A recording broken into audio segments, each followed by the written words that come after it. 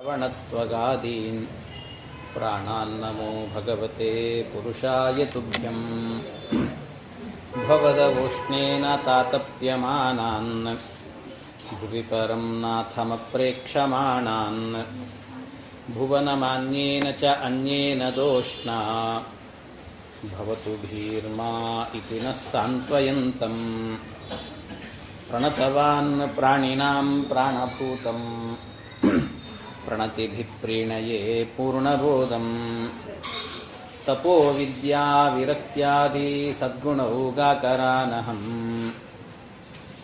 ವಾದಿರಾಜಗುರೂನ್ ವಂದೇ ಹಯಗ್ರೀವಪದಾಶ್ರಯಾನ್ ಮೂಕೋಪಿ ಯತ್ಪ್ರಸಾದೇನ ಮುಕುಂದಶಯನಾಯತೆ ರಾಜರಾಜಾಯತೆ ರಿಕ್ತೋ ರಾಘವೇಂದ್ರಂ ತಮಾಶ್ರಯೇ ಅನವದ್ಯಾತ್ಮಚಾರಿತ್ರಂ ವಾದಿಕದ್ಯೋತಭಾಸ್ಕರಂ ವಿದ್ಯಾಮಾನ್ಯಗುರುಂ ವಂದೇ ವಿದ್ಯಾವಿದ್ಯೋತಭಾಸ್ವರಂ ಶ್ರೀ ವಿಶ್ವೇಶತೀರ್ಥಗುರುಭ್ಯೋ ನಮಃ. ಜನ್ಮಾದ್ಯಸ್ಯ ಯತೋನ್ವಯಾದಿತರತಶ್ಚಾರ್ತೇಷ್ವವಿಘ್ನಸ್ವರಾಟ್ ತೇನೇ ಬ್ರಹ್ಮ ಹೃದಯ ಆದಿಕವಯೇ ಮುಹ್ಯಂತಿ ಯಂ ಸೂರಯಃ ತೇಜೋ ವಾರಿಮೃದಾಂ ಯಥಾ ವಿನಿಮಯೋ ಯತ್ರ ತ್ರಿಸರ್ಗೋ ಮೃಷಾ ಧಾಮ್ನಾ ಸ್ವೇನ ಸದಾ ನಿರಸ್ತಕುಹಕಂ ಸತ್ಯಂ ಪರಂ ಧೀಮಹಿ ನಿಗಮಕಲ್ಪತರೋರ್ಗಲಿತಂ ಫಲಂ ಶುಕಮುಖಾದಮೃತದ್ರವಸಂಯುತಂ ಪಿಬತ ಭಾಗವತಂ ರಸಮಾಲಯಂ ಮುಹುರಹೋ ರಸಿಕಾ ಭುವಿ ಭಾವುಕಾಃ.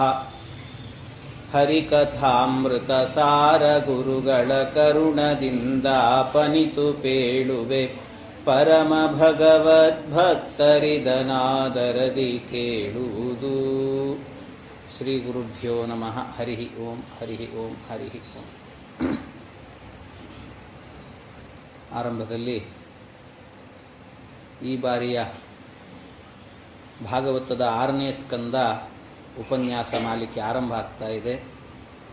ಈ ಒಂದು ವಾರದ ಈ ಜ್ಞಾನಯಜ್ಞ ಎನ್ನುವಂತಹದ್ದು ನಿರ್ವಿಘ್ನವಾಗಿ ನಡೆಯಲಿ ಅಂತ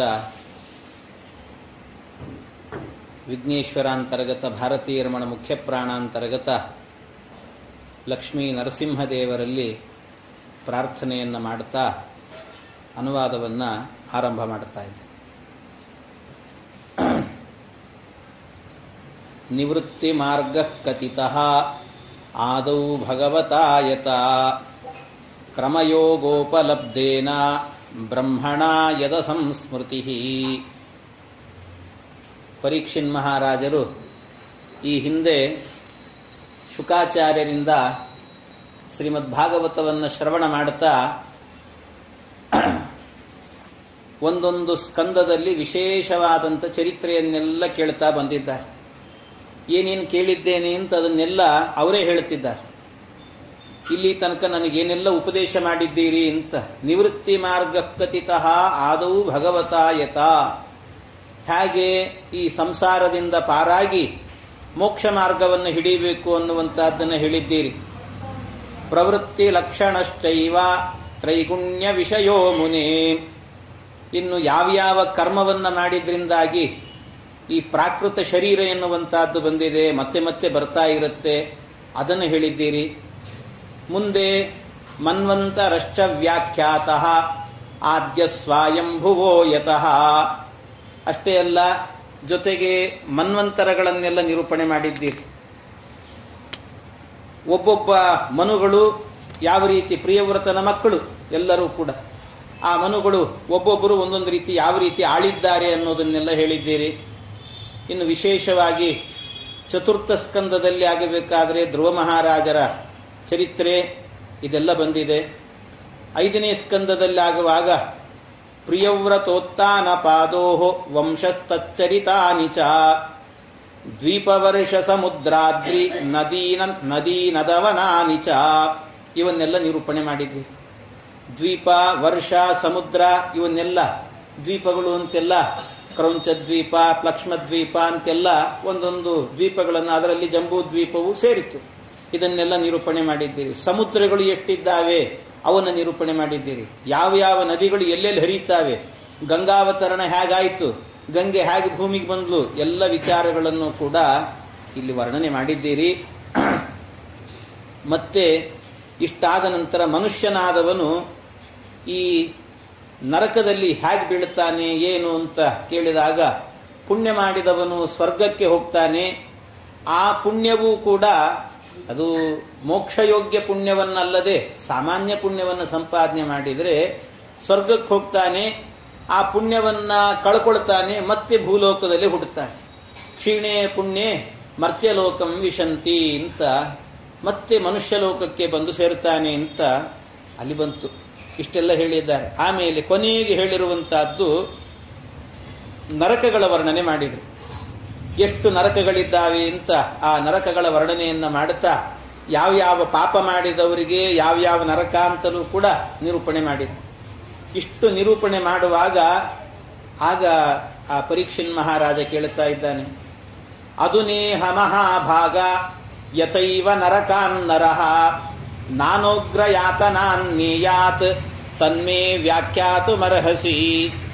ಅಲ್ಲ, ಹುಟ್ಟಿದ ಮನುಷ್ಯ, ಪ್ರತಿಯೊಬ್ಬ ಮನುಷ್ಯನೂ ಕೂಡ ಒಂದಲ್ಲ ಒಂದು ಪಾಪ ಮಾಡೇ ಇರ್ತಾನೆ, ಒಂದಲ್ಲ ಒಂದು ಪಾಪ ಮಾಡೇ ಇರ್ತಾನೆ. ಪಾಪ ಮಾಡದೇ ಇರುವಂಥ ಒಬ್ಬ ವ್ಯಕ್ತಿ ಅಂತ ಜಗತ್ತಿನಲ್ಲಿ ಇಲ್ಲವೇ ಇಲ್ಲ ಅಂತ ಹೇಳ್ತಾರೆ. ಎಲ್ಲರೂ ಪಾಪವನ್ನು, ಒಂದಲ್ಲ ಒಂದು ಪಾಪವನ್ನು ಮಾಡೇ ಇರ್ತಾರೆ. ಹಾಗಾಗಿ ಪಾಪ ಮಾಡಿದವರೆಲ್ಲರೂ ಕೂಡ ನರಕಕ್ಕೆ ಹೋಗ್ತಾರೆ ಅಂದರೆ ನರಕದಿಂದ ಪಾರಾಗೋ ಮಾರ್ಗವೇ ಇಲ್ಲ ಅಂತಾಯ್ತು. ಹಾಗಾದ್ರೆ ನರಕದಿಂದ ಪಾರಾಗಲಿಕ್ಕೆ ಯಾಕೆ? ಪ್ರತಿಯೊಬ್ಬ ಮನುಷ್ಯನೂ ಕೂಡ ಪಾಪವೇ ಮಾಡದೇ ಇರುವಂತೆ ಯಾರಿರ್ತಾರೆ ಹೇಳಿ ಜಗತ್ತಿನಲ್ಲಿ? ಯಾರಾದರೂ ಎದೆ ತಟ್ಟುಕೊಂಡು ಹೇಳ್ರಿ ನೋಡೋಣ. ಯಾರು ಹೇಳಲಿಕ್ಕೆ ಸಾಧ್ಯ ಇಲ್ಲ. ಸುಮ್ಮನೆ ಹೇಳ್ಬೋದೇನಷ್ಟೇ, ಆದರೆ ಒಳಗಿಂದ ಹೇಳಬೇಕು ಅಂದರೆ, ಅಂತರಂಗದಿಂದ ಹೇಳಬೇಕು ಅಂದರೆ ಯಾರು ನಾನು ಪಾಪ ಮಾಡಿಲ್ಲ ಅಂತ ಯಾರು ಹೇಳೋದೇ ಇಲ್ಲ. ಅದಕ್ಕೊಂದು ಕತೆ ಹೇಳ್ತಿರ್ತಾರೆ. ಏನು ಅಂದರೆ, ಯಾವುದೋ ಒಂದು ಶಾಲೆ ಇತ್ತಂತೆ, ಸ್ಕೂಲ್. ಶಾಲೆಯಲ್ಲಿ ಇಬ್ಬರು ಹುಡುಗರು ಗಲಾಟೆ ಮಾಡ್ಕೊಳ್ತಿದ್ರಂತೆ. ಜೋರು ಗಲಾಟೆ ನಡೀತು. ಆ ಊರಲ್ಲಿ ಒಬ್ಬ ರಾಜ ಇದ್ದ. ಆ ರಾಜ ತನ್ನ ಸೈನಿಕರಿಗೆಲ್ಲ ಆಜ್ಞೆ ಮಾಡಿದ್ನಂತೆ.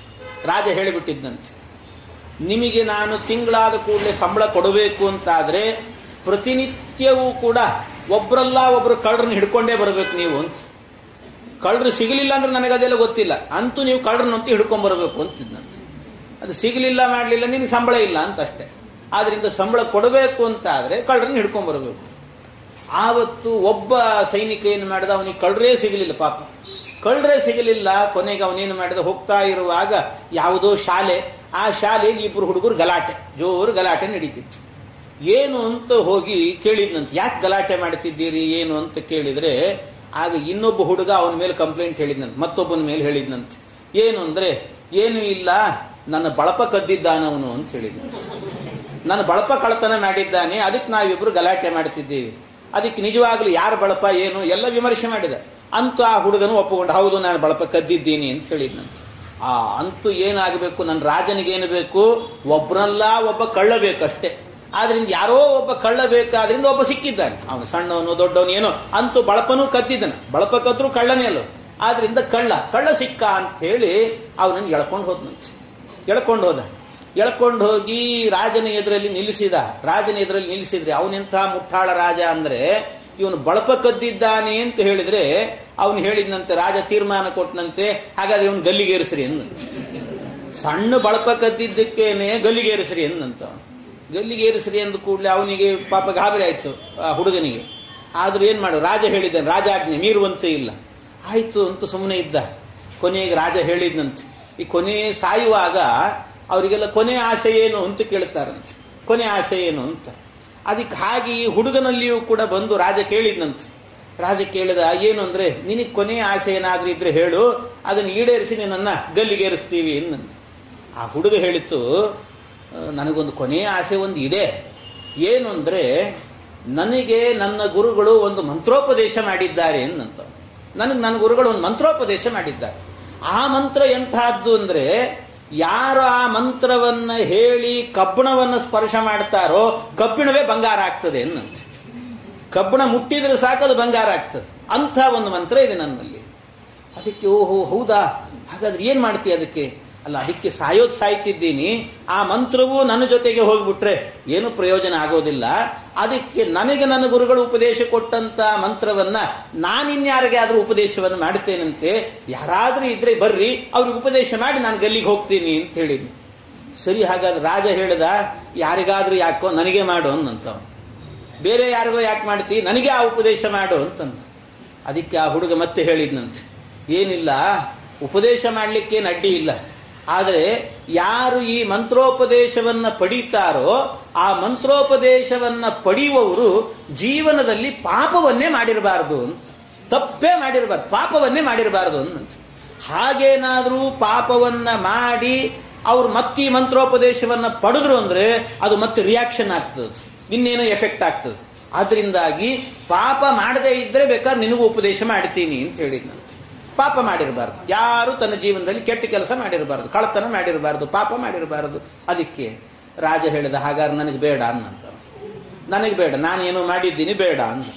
ಸರಿ, ಹಾಗಾದ್ರೆ ಯಾರಿಗೆ ಕೊಡ್ಲಿ? ಇಲ್ಲ, ನಾನು ಹೆಂಡ್ತೀನಿ ಕರಿತೀನಿ, ಇಲ್ಲ ಅವಳು ಒಳ್ಳೋಳು ಬಾಪ ಅಂತ, ಅವಳು ಒಳ್ಳೋಳು ಅಂತ ಕರಿತೇನೆ ಅಂತ ಕರೆದ. ಅವಳಿಗೂ ಹೇಳಿದ್ನಂತೆ, ಈ ರೀತಿ ಬಂಗಾರ ಆಗ್ತದೆ, ಮಂತ್ರೋಪದೇಶ ಪಡಿ, ಅದು ಪಾಪ ಮಾಡಿರಬಾರ್ದಂತೆ ಅಂತ ಹೇಳಿದ ಕೂಡಲೇ ಅದಕ್ಕೆ ಅವಳು ಹೇಳಿದ್ಲು, ಸ್ವಾಮಿ ಹಾಗಿದ್ರೆ ನನಗೂ ಬೇಡ, ನಾನು ಮಾಡಿದ್ದೀನಿ ಅಂತಂದಂತ ಅವಳು ಹೇಳಿದ್ಲು. ಕೊನೆಗೇನು ಮಾಡೋದು? ಹಾಗಾದ್ರೆ ಇನ್ನು ಊರಲ್ಲಿರುವಂತ ಮಂತ್ರಿಗಳನ್ನ, ಸೈನಿಕರನ್ನ ಎಲ್ಲರನ್ನೂ ಕರೆದು, ಯಾರನ್ನ ಕರೆದ್ರೂ ಕೂಡ ಒಂದಲ್ಲ ಒಂದು ಪಾಪ ಮಾಡಿದ್ದೀವಿ ನಾವು ಅಂತ ಹೇಳಿದ್ರು. ಒಂದಲ್ಲ ಒಂದು ಪಾಪ ಮಾಡಿದ್ದೀವಿ ಅಂತ. ಕೊನೆಗೆ ಹಾಗಾದ್ರೆ ಯಾರಾದ್ರೂ ಪಾಪ ಮಾಡದೇ ಇರೋರು ಇದ್ದಾರಾ ಅಂತ ಕೇಳಿದ್ನು.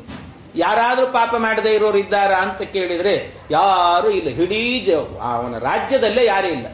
ಅದಕ್ಕೆ ಆ ಹುಡುಗ ಕೊನೆಗೆ ಹೇಳಿದ್ನಂತೆ, ಹಾಗಾದ್ರೆ ಇಷ್ಟು ಜನ ತಪ್ಪು ಮಾಡಿದವ್ರು ಇರುವಾಗ ಇವರೆಲ್ಲರನ್ನೂ ಗಲ್ಲಿಗೇರಿಸದೆ ಸುಮ್ಮನೆ ಕೂತಿದ್ದೀರಿ, ನನ್ನನ್ನು ಮಾತ್ರ ಯಾಕೆ ಏರಿಸ್ತೀರಿ? ಬರ್ರಿ ಎಲ್ಲರೂ ಸೇರ್ಕೊಂಡೆ ಗಲ್ಲಿಗೇರೋಣ ಅಂತಂದಂತೆ. ಹಾಗೆ ಯಾರೂ ಗಲ್ಲಿಗೆ ಹೋಗಲಿಲ್ಲ ಅಂತ. ಅಂದ್ರೆ ಅರ್ಥ ಏನು? ಇಡೀ ಜಗತ್ನಲ್ಲಿ ಪಾಪ ಮಾಡದೇ ಇರುವಂತ ವ್ಯಕ್ತಿ ಒಬ್ಬ ಇರಲಿಕ್ಕೆ ಸಾಧ್ಯವೇ ಇಲ್ಲ ಅಂತ. ಏನಾದ್ರೂ ಒಂದಲ್ಲ ಒಂದು ಪಾಪವನ್ನ ಮಾಡೇ ಇರ್ತಾನೆ ಅಂತ, ಒಂದಲ್ಲ ಒಂದು ಪಾಪ ಮಾಡಿರ್ತಾನೆ. ಹಾಗಾಗಿ ಅದೇ ರೀತಿಯಲ್ಲಿ ಪರೀಕ್ಷಿತ್ ರಾಜ ಕೇಳ್ತಾನೆ, ಒಂದಲ್ಲ ಒಂದು ಪಾಪವನ್ನ ಮಾಡಿರ್ತಾನೆ ಮನುಷ್ಯ ಅಂದ ಮೇಲೆ, ಹಾಗಿದ್ದ ಮೇಲೆ ಪಾಪ ಮಾಡೇ ಇರ್ತಾನೆ ಅಂದ ಮೇಲೆ ಈ ನರಕದಿಂದ ಪಾರಾಗುವಂತ ಮಾರ್ಗವೇ ಇಲ್ಲ. ಅದುನೇಹ ಮಹಾಭಾಗ ಯಥೈವ ನರಕಾನ್ನರಹ ನಾನೋಗ್ರ ಯಾತನಾನ್ನೇಯಾತ್ ತನ್ಮೇ ವ್ಯಾಖ್ಯಾತು ಮರ್ಹಸಿ. ಆದ್ರಿಂದ ಇದಕ್ಕೆ ಪರಿಹಾರ ಏನೂ ಇಲ್ವಾ? ಅದಕ್ಕೇನಾದ್ರೂ ವ್ಯಾಖ್ಯಾನ ಇದ್ರೆ ವ್ಯಾಖ್ಯಾನ ಮಾಡ್ರಿ ಅಂತ ಆ ಪರೀಕ್ಷಿನ್ ಮಹಾರಾಜ ಕೇಳಿದ್ರೆ ಅದಕ್ಕೆ ಅವರು ಹೇಳ್ತಾರೆ, ಶುಕಮುನಿಗಳು ಹೇಳ್ತಾ ಇದ್ದಾರೆ, ಪರೀಕ್ಷಿತ್, ನೀನು ಹೇಳಿದಂತೆ ಪಾಪ ಮಾಡದೇ ಇರೋರು ಜಗತ್ತಿನಲ್ಲಿ ಯಾರೂ ಇರುವುದಿಲ್ಲ. ಹೌದು ಹೌದು, ಆದರೆ ಪಾಪ ಮಾಡಿದ ಮಾತ್ರಕ್ಕೇನು ಎಲ್ಲರೂ ನರಕಕ್ಕೆ ಹೋಗಲೇಬೇಕು ಅಂತ ನಿಯಮ ಏನಿಲ್ಲ ಅಂತ. ಯಾರ್ಯಾರು ಪಾಪ ಮಾಡಿರ್ತಾರೋ ಅವರೆಲ್ಲ ನರಕಕ್ಕೆ ಹೋಗಬೇಕು ಅಂತೇನಿಲ್ಲ. ಯಾರ್ಯಾರಿಗೆ ರೋಗ ಬಂದಿರುತ್ತದೋ ರೋಗ ಬಂದವರೆಲ್ಲ ಸಾಯಲೇಬೇಕು ಅಂತ ನಿಯಮ ಇಲ್ಲ. ಆ ರೋಗವನ್ನು ವಾಸಿ ಮಾಡಿಕೊಳ್ಳಲಿಕ್ಕೆ ಔಷಧಿ ಅನ್ನುವಂಥ ಒಂದು ಇದ್ದೇ ಇರ್ತದೆ, ಏನೋ ಒಂದು ಇರ್ತದೆ, ಉಪಾಯ ಇರ್ತದೆ. ಹಾಗೆ ಅದೇ ರೀತಿಯಲ್ಲಿ ಯಾರ್ಯಾರು ಪಾಪ ಮಾಡಿರ್ತಾರೋ ಆ ಪಾಪ ಮಾಡಿದವರೆಲ್ಲರೂ ಕೂಡ ನರಕಕ್ಕೇ ಹೋಗಬೇಕು ಅಂತ ನಿಯಮ ಇಲ್ಲ. ಆ ನರಕದಿಂದ ಪಾರಾಗುವಂಥ ಒಂದು ಮಾರ್ಗವೂ ಇದೆ ಅಂತ ಹೇಳಿ. ಏನದು ಮಾರ್ಗ ಅಂತ ಕೇಳಿದರೆ ಪ್ರಾಯಶ್ಚಿತ್ತ ಅಂತ ಹೇಳಿದರು. ಪ್ರಾಯಶ್ಚಿತ್ತ ಅನ್ನುವಂಥದ್ದೇ ಅದಕ್ಕೆ ಮಾರ್ಗ. ಯಾಕೆ ಪ್ರಾಯಶ್ಚಿತ್ತ ಅಂತ ಹೇಳ್ತೇವಲ್ಲ, ಪ್ರಾಯಶ್ಚಿತ್ತ ಅಂದ್ರೆ ಬೇರೆ ಏನೂ ಅಲ್ಲ. ಪ್ರಾಯಶ್ಚಿತ್ತ ಅನ್ನೋ ಶಬ್ದದ ಅರ್ಥ ಏನು ಅಂತ ಕೇಳಿದರೆ, ಪ್ರಾಯಶ್ಚಿತ್ತ ಅಂತ ಹೇಳಿದರೆ ಪ್ರಾಯ ಪಾಪಮುದ್ದಿಷ್ಟ. ಪ್ರಾಯ ಅಂತ ಹೇಳಿದರೆ ಪಾಪ ಅಂತ ಅರ್ಥ. ಪ್ರಾಯ ಪಾಪಮುದ್ದಿಷ್ಟಂ ಚಿತ್ತಂ ತಸ್ಯ ವಿಶೋಧನಂ ಅಂತ ಹೇಳ್ತಾರೆ. ಚಿತ್ತ ಅಂತ ಹೇಳಿದ್ರೆ ಅದರ ನಾಶ ಅಂತ. ಇದನ್ನೇ ಪ್ರಾಯಶ್ಚಿತ್ತ. ಪ್ರಾಯ ಅಂದ್ರೆ ಪಾಪ, ಪಾಪವನ್ನ ನಾಶ ಮಾಡುವಂತದ್ದೇನಿದೆಯೋ ಅದನ್ನು ಚಿತ್ತ ಅಂತ ಕರೀತಾರೆ. ಪ್ರಾಯಶ್ಚಿತ್ತ ಅಂತ ಹೇಳಿದ್ರೆ ಪಾಪನಾಶಕವಾದದ್ದು ಅಂತ ಅರ್ಥ. ಹಾಗಾದ್ರೆ ಪಾಪನಾಶಕವಾದದ್ದು ಯಾವುದು ಅಂತ ಕೇಳಿದರೆ ಅದಕ್ಕೆ ಹೇಳ್ತಾರೆ, ಪಾಪನಾಶಕವಾದದ್ದು ಯಾಕೆ ಅಂದರೆ ಪ್ರತಿಯೊಬ್ಬನೂ ಪಾಪ ಮಾಡೇ ಮಾಡ್ತಾನೆ. ಪಾಪ ಮಾಡೋದ್ರಿಂದಲೇ ನೋಡಿ ಎಷ್ಟು ಅಂತ ಹೇಳಿದರೆ, ಯಾವುದೇ ಒಂದು ಕರ್ಮವನ್ನ ಮಾಡುವಾಗ ಶಾಸ್ತ್ರ ಹೇಳೋದೇನು ಅಂದರೆ, ಯಾವ ಕರ್ಮವನ್ನ ಮಾಡಿದರೂ ಕೂಡ ಸಮಗ್ರಂ ದೇವಾಹ, ದೇವತೆಗಳು ಪರಿಪೂರ್ಣವಾಗಿ ಮಾಡ್ತಾರಂತೆ, ಎಲ್ಲೂ ಲೋಪದೋಷ ಇಲ್ಲದೇನೆ ಮಾಡ್ತಾರಂತೆ. ಸಮಗ್ರಂ ದೇವಾಹ ತದರ್ಧಂ ಋಷಯ, ಅದರ ಅರ್ಧ ಭಾಗ ಅಂದರೆ ಸಮಗ್ರವಾಗಿ ದೇವತೆಗಳು ಮಾಡಿದರೆ ಅರ್ಧ ಭಾಗದಷ್ಟು ಸರಿಯಾಗಿ ಕ್ರಮವತ್ತಾಗಿ ಮಾಡುವವರು ಋಷಿಗಳಂತೆ. ಇನ್ನು ಮನುಷ್ಯರನ್ನು ಬೇಕಾದ್ರೆ ಅವರು ಎಷ್ಟು ಮಾಡ್ತಾರೆ ಅಂದರೆ ದಶಾಂಶತೋ ಮನುಷ್ಯಾಹ ಅಂತ ಹೇಳ್ತಾರೆ. ದಶಾಂಶ 100% ಅಂತ ಇದ್ರೆ ಅದರಲ್ಲಿ 10% ಮಾತ್ರ ಸರಿ ಮಾಡೋರಂತೆ ಮನುಷ್ಯರು. ಇನ್ನು 90% ತಪ್ಪೇ ಮಾಡಿರ್ತಾರೆ, ಎಲ್ಲವೂ ತಪ್ಪೇ. ಏನು ಮಾಡಿದ್ರು ಕೂಡ ಕರ್ಮವನ್ನ ಶುದ್ಧವಾಗಿ ಕ್ರಮವಾಗಿ ಯಾವುದು ಮಾಡೋದಿಲ್ಲ, ಎಲ್ಲ ಮಾಡ್ತಾರೆ. ಅವ್ರಿಗೆ ಅನಿಸಿರುತ್ತದಷ್ಟೇ, ನಾವು ಮಾಡಿದ್ದೇವೆ, ಸರಿಯಾಗಿ ಮಾಡಿದ್ದೇವೆ, ಹಾಗೆ ಹೀಗೆ ಏನೋ ಒಂದು ಹೋಮ ಮಾಡಿರ್ತಾರೆ. ಆ ಹೋಮ ಮಾಡಿದ ಕೂಡಲೇನೆ ನಾವು ಇವತ್ತಿನ ದಿವಸ ಹೋಮ ಮಾಡಿದಂತೆ ಯಾವತ್ತೂ ಮಾಡಿಲ್ಲ, ಭಾರಿ ಚೆನ್ನಾಗಿ. ಅದರಲ್ಲಿ ಎಷ್ಟೋ ಲೋಪಗಳಿರ್ತಾರೆ. ಅಲ್ಲಿ ಹೋಮ ಮಾಡಬೇಕಾದ್ರೇನೆ ಅದಕ್ಕೆಲ್ಲ ಅಗ್ನಿಯನ್ನ ಉತ್ಪಾದನೆ ಮಾಡಬೇಕಾದ್ರೆ ಅದನ್ನೆಲ್ಲ ಅರಣಿ ಮಥನ ಅಂತ ಮಾಡಬೇಕು, ಅದನ್ನೇ ಬಿಟ್ಟಿರ್ತಾರೆ. ಹೀಗೆಲ್ಲ ಲೋಪದೋಷಗಳು. ಆದ್ರಿಂದ ದಶಾಂಶತೋ ಮನುಷ್ಯ, ದಶಾಂಶ ಮಾತ್ರ 10% ಮಾತ್ರ ಮಾಡ್ತಾನೆ ಮನುಷ್ಯ, ಪೂರ್ಣವಾಗಿ ಮಾಡ್ಲಿಕ್ಕೆ ಆಗೋದಿಲ್ಲಂತ. ಹಾಗಾದ್ರೆ ಪೂರ್ಣವಾಗಿ ಮಾಡ್ಲಿಕ್ಕೆ ಆಗೋದಿಲ್ಲ ಅಂದ ಮೇಲೆ ಪ್ರತಿಯೊಬ್ಬನೂ ಕೂಡ ಏನು ಮಾಡಿರ್ತಾನೆ, ಪಾಪವನ್ನು ಮಾಡೇ ಇರ್ತಾನೆ ಅಂತಾಯ್ತು. ಪಾಪ ಮಾಡೇ ಇರ್ತಾನೆ. ಹಾಗಾದ್ರೆ ಪಾಪ ಮಾಡೇ ಇರ್ತಾನೆ ಅಂದ ಮೇಲೆ ಹಾಗಾದ್ರೆ ಎಲ್ಲರೂ ನರಕಕ್ಕೆ ಹೋಗಬೇಕಾ ಅಂದ್ರೆ ಪ್ರಾಯಶ್ಚಿತ್ತಂ ತಥೋ ವಿಷ್ಣು. ಅದಕ್ಕೆ ಪ್ರಾಯಶ್ಚಿತ್ತ ಅನ್ನೋದಿದೆ, ಪ್ರಾಯಶ್ಚಿತ್ತವನ್ನ ಮಾಡ್ಕೊಳ್ಬೇಕಂತೆ. ಅದಕ್ಕೇನು ಪ್ರಾಯಶ್ಚಿತ್ತ ಅಂತ ಹೇಳಿದ್ರೆ, ಪ್ರಾಯಶ್ಚಿತ್ತ ಬೇರೆ ಏನೂ ಇಲ್ಲ. ಕೊನೆಯಲ್ಲಿ ಒಂದು ಸರ್ತಿ ಭಕ್ತಿಯಿಂದ ಹರಿಹರಿ ಅಂತ ಹರಿನಾಮ ಸ್ಮರಣೆ ಮಾಡ್ರಿ ಅಂತ ಹೇಳ್ತಾರೆ. ಹರಿನಾಮ ಸ್ಮರಣೆಯನ್ನ ಮಾಡಿಬಿಟ್ರಿ ಅಂತಾದ್ರೆ ನೀವೇನೇನು ಮಾಡಿರ್ತೀರಿ, ಹೋಮ ಹವನ ಸಂಧ್ಯಾ ವಂದನೆ ದೇವ್ರ ಪೂಜೆ ಎಲ್ಲ ಮಾಡಬೇಕಾದ್ರೆ ಕೊನೆಯಲ್ಲಿ ಹೇಳಬೇಕಾದ್ರೆ ಒಂದು ಮಾತು ಹೇಳಿಬಿಟ್ರು ಇಷ್ಟೇ. ಏನಂತ, ಮಂತ್ರತಃ ತಂತ್ರತಶ್ಚಿತ್ರಂ ಸ್ವರತೋ ವರ್ಣತೋಪಿ ವಾ ಸರ್ವಂ ಕರೋತಿ ನಿಶ್ಚಿತ್ರಂ ನಾಮ ಸಂಕೀರ್ತನಂ ಹರೇಹೇ. ಇಷ್ಟು ಮಾಡಿದ್ರೆ ಸಾಕು ಅಂತ ಹೇಳಿ. ನಾಮ ಸಂಕೀರ್ತನಂ ಹರೇಹೇ. ಮಂತ್ರತಃ ತಂತ್ರತಃ, ನೀವು ಮಂತ್ರ ಹೇಳುವಾಗ ತಪ್ಪಾಗಿರುತ್ತದೆ, ತಂತ್ರದಲ್ಲಿ ತಪ್ಪಾಗಿರುತ್ತದೆ. ಸ್ವರತಃ ವರ್ಣತೋಪಿವ, ಸ್ವರಗಳು ತಪ್ಪಾಗಿರುತ್ತವೆ, ವರ್ಣಗಳನ್ನೇ ಹಾರಿಸಿಬಿಟ್ಟಿರ್ತಾರೆ, ಏನೇನೋ ಆಗಿರುತ್ತದೆ. ಆದರೆ ಸರ್ವಂ ಕರೋತಿ ನಿಶ್ಚಿದ್ರಂ, ಎಲ್ಲವನ್ನೂ ತೊಳೆದು ಹಾಕುವಂತಹದ್ದು ಯಾವುದು ಅಂದ್ರೆ ನಾಮ ಸಂಕೀರ್ತನಂ ಹರೇಹೇ. ನಾಮ ಸಂಕೀರ್ತನ, ಪರಮಾತ್ಮನ ನಾಮಸ್ಮರಣೆಯನ್ನ ಭಕ್ತಿಯಿಂದ ಮಾಡಿದ್ರು ಅಂತಾದರೆ ಅಷ್ಟು ಸಾಕು ಅಂತ ಹೇಳ್ತಾರೆ. ಅಷ್ಟು ಸಾಕು. ಎಷ್ಟೋ ಜನ ಏನ್ ಮಾಡಿಬಿಡ್ತಾರೆ ಗೊತ್ತಾ, ಇಷ್ಟೆಲ್ಲ ಉಪಾಯವನ್ನ ಭಗವಂತ ಹೇಳಿದ್ದಾನೆ, ಇಷ್ಟು ಹೇಳಿದ್ರೂ ಕೂಡ ಕೆಲವರು ಏನಂದ್ರೆ, ಇಲ್ರಿ ನಾನೇನು ಸಂಧ್ಯಾವಂದನೆ ಮಾಡ್ಲಿಕ್ಕೆ ಹೋಗೋದಿಲ್ಲ ಅಂತ ಹೇಳೋದು. ಮಾಡೋದಿಲ್ಲ, ನಾನು ಸಂಧ್ಯಾವಂದನೆ ಮಾಡೋದಿಲ್ಲ. ಯಾಕೆ ಅಂದ್ರೆ ಮಾಡಿದ್ರೆ ಸರಿಯಾಗಿ ಮಾಡಬೇಕು, ಮಾಡಿದ್ರೆ ಸರಿಯಾಗಿ ಮಾಡಬೇಕು. ನಾವು ಮಾಡ್ಲಿಕ್ಕೆ ಬರಲ್ಲ, ಅದನ್ನ ಮಾಡಲ್ಲ. ನೀವು ಸರಿಯಾಗಿ ಮಾಡ್ತೀರೋ ಬಿಡ್ತೀರೋ, ಕೊನೆಯಲ್ಲಿ ಇದನ್ನ ಹೇಳ್ಕೊಳ್ರಿ ಸಾಕು ಅಂತ. ಕೊನೆಯಲ್ಲಿ ಇದನ್ನ ಹೇಳ್ರಿ, ನೀವು ಸರಿಯಾಗಿ ಮಾಡಿಲ್ಲ ಅನ್ನೋದು ಗೊತ್ತು, ನೀವು ಮಾಡೋದಿಲ್ಲ ಅನ್ನೋದು ಗೊತ್ತು. ಯಾಕೆ, ದಶಾಂಶತೋ ಮನುಷ್ಯ. ಏನು ಮಾಡಿದ್ರು ಕೂಡ 10% ನೀವು ಮಾಡೋದಷ್ಟೇ, ಅದರಲ್ಲಿ ಇನ್ನು 1% ಮಾಡೋರು ಎಷ್ಟೋ ಮಂದಿ ಇರ್ತಾರೆ. ಆದ್ರಿಂದಾಗಿ ಆ ರೀತಿ ಎಲ್ಲಾ ಮನುಷ್ಯರು ಹಾಗೆ ಇರೋದಾದ್ರಿಂದಾಗಿ ಪ್ರತಿಯೊಬ್ಬನೂ ಮಾಡಲೇಬೇಕಾಗಿರುವಂತಹದ್ದು. ಯಾಕೆ ಅಂದ್ರೆ ಎಲ್ಲರೂ ಕೂಡ ಸಮಾನರಲ್ಲ. ನಮ್ಮಲ್ಲಿ ಇದು ತಾರತಮ್ಯ ಸಿದ್ಧಾಂತ, ಇದು ತಾರತಮ್ಯ. ಎಲ್ಲ ಲಕ್ಷ್ಮೀದೇವಿ ಭಗವಂತನ ಪೂಜೆಯನ್ನು ಮಾಡ್ತಾಳೆ. ಲಕ್ಷ್ಮೀದೇವಿ ಭಗವಂತನ ಪೂಜೆ ಮಾಡ್ತಾಳೆ ಅಂದ್ರೆ ಆ ಲಕ್ಷ್ಮೀದೇವಿ ಎಷ್ಟು ವೈಭವದಿಂದ ಯಾವ ರೀತಿಯಲ್ಲಿ ಪೂಜೆ ಮಾಡ್ತಾಳೋ ಅದೇ ರೀತಿ ನಾವು ಮಾಡ್ತಿದ್ದೀವಿ ಅನ್ಲಿಕ್ಕಾಗತ್ತಾ? ನಮ್ಮ ಯೋಗ್ಯತೆ ಏನು, ಲಕ್ಷ್ಮೀದೇವಿ ಯೋಗ್ಯತೆ ಏನು? ಆದ್ರಿಂದಾಗಿ ಅವಳಂತೆ ನಾವು ಮಾಡ್ಲಿಕ್ಕಾಗೋದಿಲ್ಲ. ಆದ್ರೆ ಪರಮಾತ್ಮ ಏನಾದ್ರೂ ಕೂಡ ಲಕ್ಷ್ಮೀದೇವಿ ವೈಭವದಿಂದ ಪೂಜೆ ಮಾಡ್ತಾಳೆ, ನೀವು ಮಾಡಲ್ಲ, ಆದ್ರಿಂದ ನಿಮ್ಮ ಪೂಜೆ ಸ್ವೀಕಾರ ಮಾಡಲ್ಲ ಅಂತ ಹೇಳ್ತಾನ? ಯಾರು ಯಾವ ರೀತಿ ಪೂಜೆ ಮಾಡಿದ್ರೂ ಕೂಡ ನಾನು ಸ್ವೀಕಾರ ಮಾಡ್ತೀನಿ ಅಂತಾನೆ ಪರಮಾತ್ಮ. ಎಂಥವರ ಪೂಜೆಯನ್ನು ಕೂಡ ನಾನು ಸ್ವೀಕಾರ ಮಾಡ್ತೇನೆ ಅಂತ. ಆದ್ರಿಂದ ಭಗವಂತನ ವೈಶಿಷ್ಟ್ಯ ಎನ್ನುವಂತಹದ್ದಿದು. ಆದ್ರಿಂದ ಕೊನೆಯಲ್ಲಾಗಬೇಕಾದ್ರೆ ಅದನ್ನೇ ಹೇಳುವಂತಹದ್ದು ಏನು ಅಂದ್ರೆ, ಪದಕೃತ ಪರಮಾಣು, ಅದು ನಾವು ಪರಕೃತ ಪರಮಾಣೋರಪಿ ಪರ್ವತೀಕೃತ್ಯ ನಿತ್ಯಂ ಅಂತ. ಪರಮಾತ್ಮ ಯಾವ ರೀತಿ ಸ್ವೀಕಾರ ಮಾಡ್ತಾನೆ ಅಂದ್ರೆ, ಪರಕೃತ ಪರಮಾಣೋರಪಿ, ನೀವು ಪರಮಾಣುವಿನಷ್ಟು, ಒಂದು ಅಣುವಿನಷ್ಟು ನೀವೇನಾದರೂ ಕರ್ಮವನ್ನ ಮಾಡಿದರೂ ಕೂಡ ಅದನ್ನ ಪರ್ವತೀಕೃತ್ಯ ನಿತ್ಯಂ, ಇದು ಪರ್ವತದಷ್ಟು ಕರ್ಮವನ್ನ ಮಾಡಿದ್ದಾನೆ ಇವನು, ನನ್ನ ಪೂಜೆಯನ್ನು ಮಾಡಿದ್ದಾನೆ ಅಂತ ಪರಮಾತ್ಮ ಸ್ವೀಕಾರ ಮಾಡ್ತಾನಂತೆ. ಭಗವಂತ ಸ್ವೀಕಾರ ಮಾಡೋದು ಹಾಗೆ. ಅದರಿಂದಾಗಿ ಪರಮಾತ್ಮನ ವ್ಯಕ್ತಿತ್ವ ಬಹಳ ದೊಡ್ಡದು. ನಾವು ಮಾಡುವ ಪೂಜೆ ಸಣ್ಣದಾದರೂ ಕೂಡ, ಆ ಹರಿ ಅನ್ನುವಂಥ ನಾಮಸ್ಮರಣೆಯನ್ನ ಮಾಡೋದಾದರೂ ಕೂಡ ಭಕ್ತಿಯಿಂದ ಮಾಡಿದ್ವಿ ಅಂತಾದ್ರೆ ಆಗ ಭಗವಂತ ನಮಗೆ ಅನುಗ್ರಹವನ್ನು ಮಾಡ್ತಾನೆ, ನಾವು ನರಕದಿಂದ ಪಾರಾಗ್ತೇವೆ ಅಂತ ಹೇಳ್ತಾರೆ. ಯಾರು ಮಾಡ್ತಾರೆ ಹೇಳಿ? ಪೂಜೆಯನ್ನು ಮಾಡಬೇಕಾದ್ರೆ ಕೊನೆಗೆ ಮನೆಯಲ್ಲಿ ಬೇಕಾದಷ್ಟಿರ್ತದೆ, ಎಲ್ಲಿ ಗುಡಿ ಗುಂಡಾರದಲ್ಲೆಲ್ಲ ಈ ಮಂತ್ರಾಕ್ಷತೆ ಬೇಕಾದಷ್ಟು ಇಟ್ಬಿಟ್ಟಿರ್ತಾರೆ. ಅದಕ್ಕೆ ಏನ್ ಮಾಡ್ತಾರೆ, ಪೂಜೆ ಮಾಡಬೇಕಾದ್ರೆ ಅಲ್ಲೆಲ್ಲ ಒಂದೊಂದಕ್ಕೊಂದೊಂದು ಇರುತ್ತೆ, ಬೇರೆ ಬೇರೆ ಇರುತ್ತೆ. ಆಭರಣಂ ಸಮರ್ಪಯಾಮಿ ಅದು ಇದು ಅಂತೆಲ್ಲ ಇರುತ್ತೆ. ಕೊನೆಗೆ ಹೇಳಿಬಿಡೋದು ಸರ್ವೋಪಚಾರಾರ್ಥೆ ಅಕ್ಷತಾನ್ ಸಮರ್ಪಯಾಮಿ ಅಂದ್ಬಿಟ್ಟು ಎಲ್ಲದಕ್ಕೂ ಅಕ್ಷತೆ ಹಾಕ್ಬಿಡ್ರಿ, ಎಲ್ಲ ಅಕ್ಷತೆ ಮುಗೀತು. ಸರ್ವೋಪಚಾರಾರ್ಥೆ ಅಕ್ಷತಾನ್ ಸಮರ್ಪಯಾಮಿ. ಆದ್ರೆ ಅದನ್ನು ಕೂಡ ಪರಮಾತ್ಮ ಬಿಡ್ತಾನ? ನೀನು ಅಷ್ಟೇ ಮಾಡಿದರೂ ಕೂಡ ನಾನು ನಿನಗೆ ಎಲ್ಲ ಅನುಗ್ರಹವನ್ನು ಮಾಡಿ, ಎಲ್ಲ ಅನುಗ್ರಹ. ಜಗನ್ನಾಥದಾಸರು ಒಂದು ಕಡೆಯಲ್ಲಿ ಹೇಳ್ತಾರೆ, ಮನದೊಳಗೆ ಸುಂದರವಾದ ಪದಾರ್ಥಗಳ ನೆನೆದು ಅಂತ. ನೀವೇನು ಮಾಡಬೇಕಾಗಿಲ್ಲ, ಮನಸ್ಸಿನೊಳಗೆ ಕಲ್ಪನೆ ಮಾಡಿಕೊಳ್ಳ್ರಿ ಅಂತ. ನೀವು ಪರಮಾತ್ಮನಿಗೆ ನೈವೇದ್ಯ ಮಾಡ್ತಿದ್ದೀರಿ, ನೈವೇದ್ಯ ಮಾಡಬೇಕಾದ್ರೆ ಬರೀ ಮಂತ್ರ ಅಷ್ಟೇ. ಭಕ್ಷ್ಯಂ ಭೋಜ್ಯಂ ಎಲ್ಲ ಹೇಳ್ತಿರ್ತೀವಿ. ಭಕ್ಷ್ಯ ಭೋಜ್ ಇಟ್ಟಿರೋದೇನು ಅಂದ್ರೆ ಒಂದು ಸಣ್ಣ ಕಪ್ಪಲ್ಲಿ ನೀರಿಟ್ಟಿರ್ತೀವಿ ಅಷ್ಟೇ, ಅದು ನೀರಿಟ್ಟಿರ್ತೀವಿ ಅಷ್ಟೇ. ಆ ಸಣ್ಣ ಕಪ್ಪಲ್ಲಿ ನೀರಿಟ್ಟೆ ಇಷ್ಟೆಲ್ಲ ಮಂತ್ರ ಹೇಳೋದು ಸಾಕು. ಇಷ್ಟನ್ನು ನೀನು ಮನಸ್ಸಿನಿಂದ ಹೇಳ್ತಿದ್ಯಲ್ಲ. ಜಗನ್ನಾಥದಾಸ್ ಹೇಳಿ ಎಲ್ಲ ಪದಾರ್ಥಗಳನ್ನು ಕೂಡ ಮನದೊಳಗೆ ಸುಂದರ ಪದಾರ್ಥವ ನೆನೆದೊಡೆ ಅಂತ ಹೇಳ್ತಾರೆ. ಒಳಗಿಂದ ನೀವು ಮನಸ್ಸಿನಲ್ಲಿ ಪರಮಾತ್ಮನಿಗೆ ಇದನ್ನೆಲ್ಲ ಸಮರ್ಪಣೆ ಮಾಡ್ತಾ ಇದ್ದೇನೆ ಅಂತ ಆ ಭಾವ ಭಕ್ತಿ ಇದೆಯಲ್ಲ, ಅಷ್ಟು ಬಂತು ಅಂದ್ರೆ ಸಾಕು.